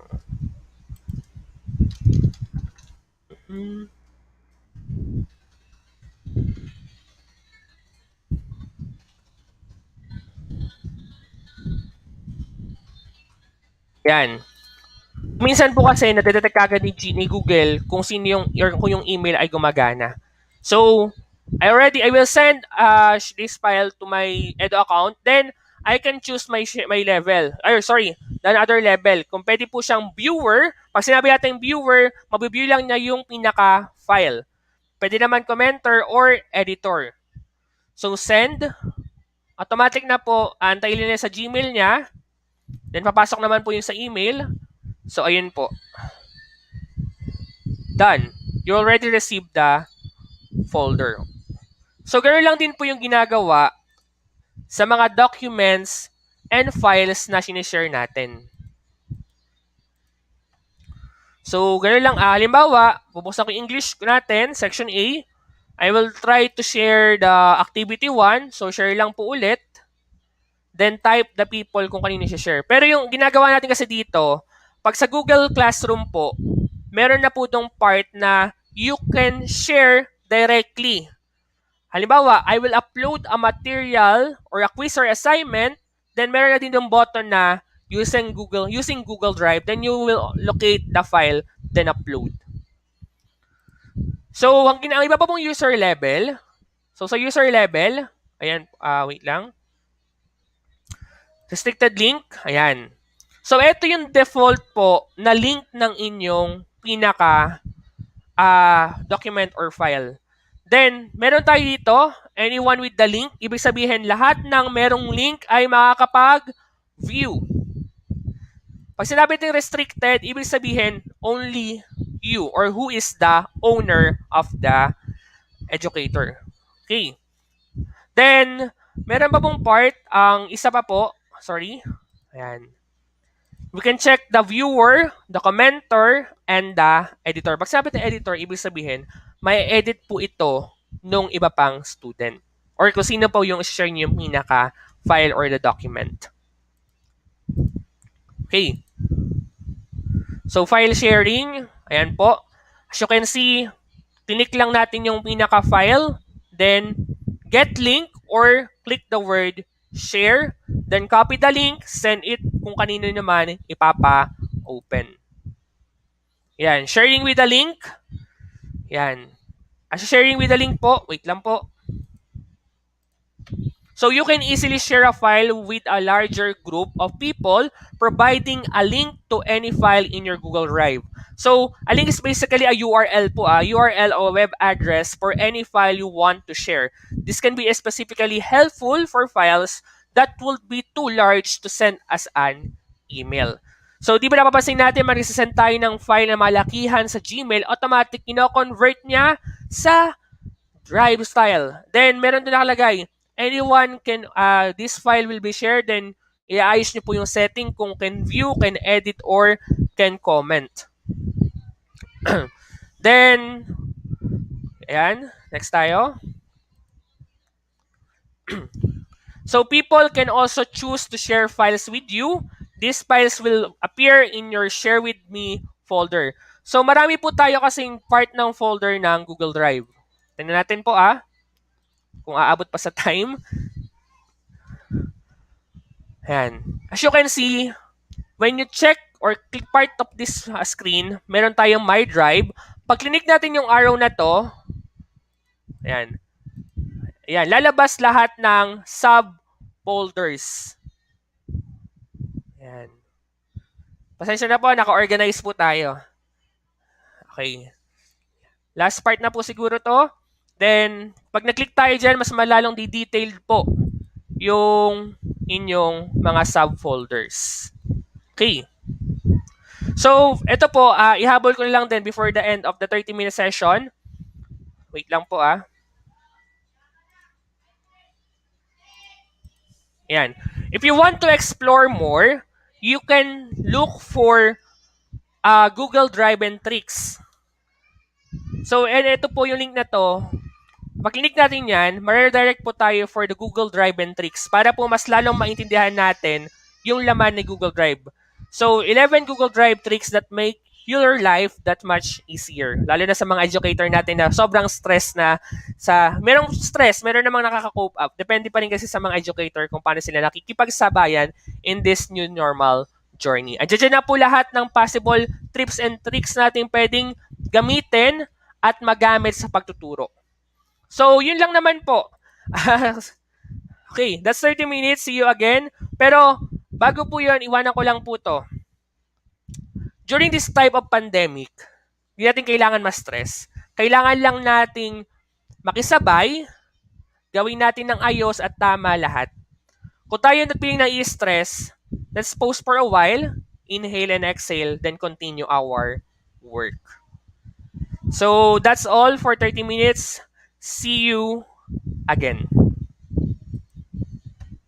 Okay, thank you Sir John. Nung nakita ko yung Google Drive ni Sir, parang medyo nainggit ako kasi sa akin talaga is kagulo. So, Yes po. ngayon is parang panahon na para ayusin ko siya. Sisimulan ko ng ayusin yung Google Drive ko. So, thank you for very informative na sabi nga, napapanahon kasi since ngayon ay pandemic, hindi mo na kailangan yung regular packback kailangan mo na ay Google Drive kasi all-in-one, nandun na lahat ang Nandun na po lahat. mo. With a click of your finger, nandyan na talaga lahat.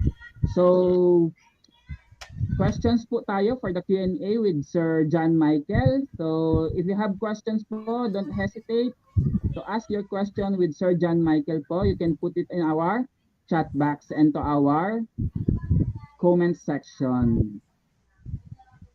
Sisimulan ko na talaga, Sir, na ayusin ang aking Google Drive. Napaka-organized. Napakahirap po kasi lalo ngayon, napakadami natin sections. Feature, Sir, na pwede pala siyang i-search. Yes po yung filter. Hindi ko siya nagagamit. So, yun. Mukhang no question tayo kay Sir. Mukhang talaga Sir, kumbaga naunawaan, naintindihan talaga ng ating viewers yung ating mga sessions for today. And alam kong nabitin ng ating mga audience with regards po kay Google Sites, kay Google Drive, kay Google Classroom, and hindi po. Ayang Sir John Michael, any last message na lang po for our viewers? Nasabi ko na kanina, yun lang sabi ko sa ila, if there is time na na-stress sila, kailangan lang nila gawin, mag-pause saglit, inhale and exhale, then continue. Di ba sabi natin, huwag tayong hihinto hanggang gusto natin makuha yung pangarap or nais natin. Yun po.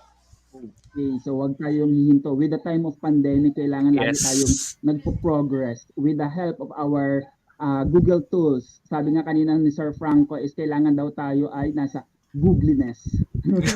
Okay. How about Sir John po? Sir John, kasi alam ko itong Google Drive is one of the important thing na kailangan natin kay Google Classroom.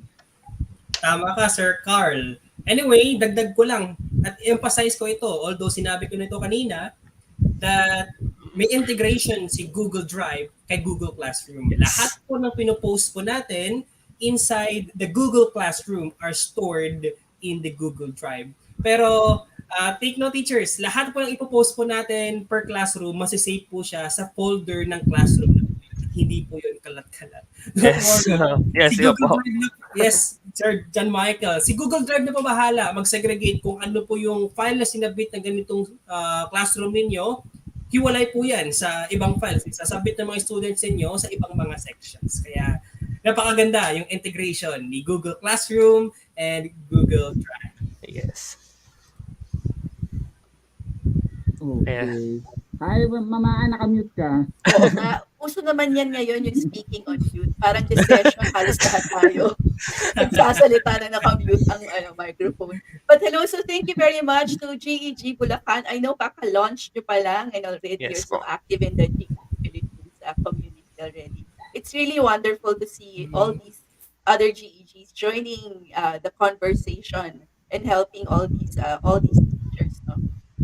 To be more familiar with Yes. the Google Workspace tools. So this is the last session for this morning. We really are very grateful to all of you who have joined us. So I know na marami pang sessions this afternoon. Please don't forget to join us later at 1 p.m. We will start with the afternoon sessions. At yung afternoon sessions will all go all through to twilight sessions.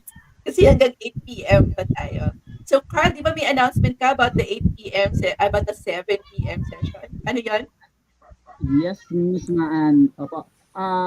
Well, inviting you everyone. Alam kong nabitin kayo ngayong umaga. So, be back at 1 p.m. for more and exciting sessions with Google and with GEG po. And ito po ang masaya kasi after the session, the whole day session po, 'di ba, you already submitted and fill up the evaluation link. So, after nyo ma-fill up si evaluation link, ito yung masaya doon eh. GCE is giving raffle for 10 level 1 voucher. So, iraraffle po lahat na nagsagot ng ating evaluation links. Congratulations. And take note po Wow, ang ating sir. level 1, pinalala kanina is worth $10 if I'm not mistaken, Miss Maan. Tama ba?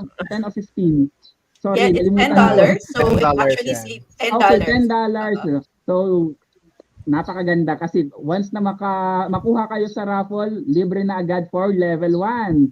And Yes. syempre, proceed agad tayo for level 2. Yes. Oo. We Nakakatuwa. actually Hi, encourage Mr. everyone. Gary. Ayan. So Gary's joining us. Gary, any last words for our morning participants? Ayun po, salamat po sa mga nanood at mamaya po marami pa po tayong i-discuss para po makatulong sa inyo. At mamaya pong gabi nga, meron tayong i-raffle na vouchers at pag-uusapan po natin yung good news lalo na po sa mga DepEd teachers. Meron pong bagong labas na memo. Kanina lang po, ngayon lang po Oo. lumabas. Pag-uusapan po Pero natin mamaya yung we gabi. will wait for JD Mercado, the other GE Wow. to make that announcement later in the evening. Super exciting. Yan. Exciting po Excited yan. na po kami, sir. Ayan. Very So thank you so promising much for me, everyone. diba? We have 17 GCE level 1 holder. In Great. That's good. Oriental Mindoro, Carl? Yes, ma'am. GCE Wow, level 1 na kami, congratulations. 17. Yes. Oo. Congratulations. So yan po, Oo. no? So marami pang good news mamaya, kaya wag niyo pong kakalimutang sumubaybay. Ano po? Ayan. So we'll see you back at 1 p.m. Please, Okay. the session links are already in both in the Facebook page and also here if you're watching YouTube, it's in YouTube as well. So we'll see you at 1 p.m. Kain muna tayo mga teachers tapos para masustain natin yung ating participation until 7 p.m. this evening. Hello. All right, so we'll see you and have a good one. Sige. Paalam. See you That's later. it for this morning. Goodbye, everyone. Bye. Thank you, everyone, ha.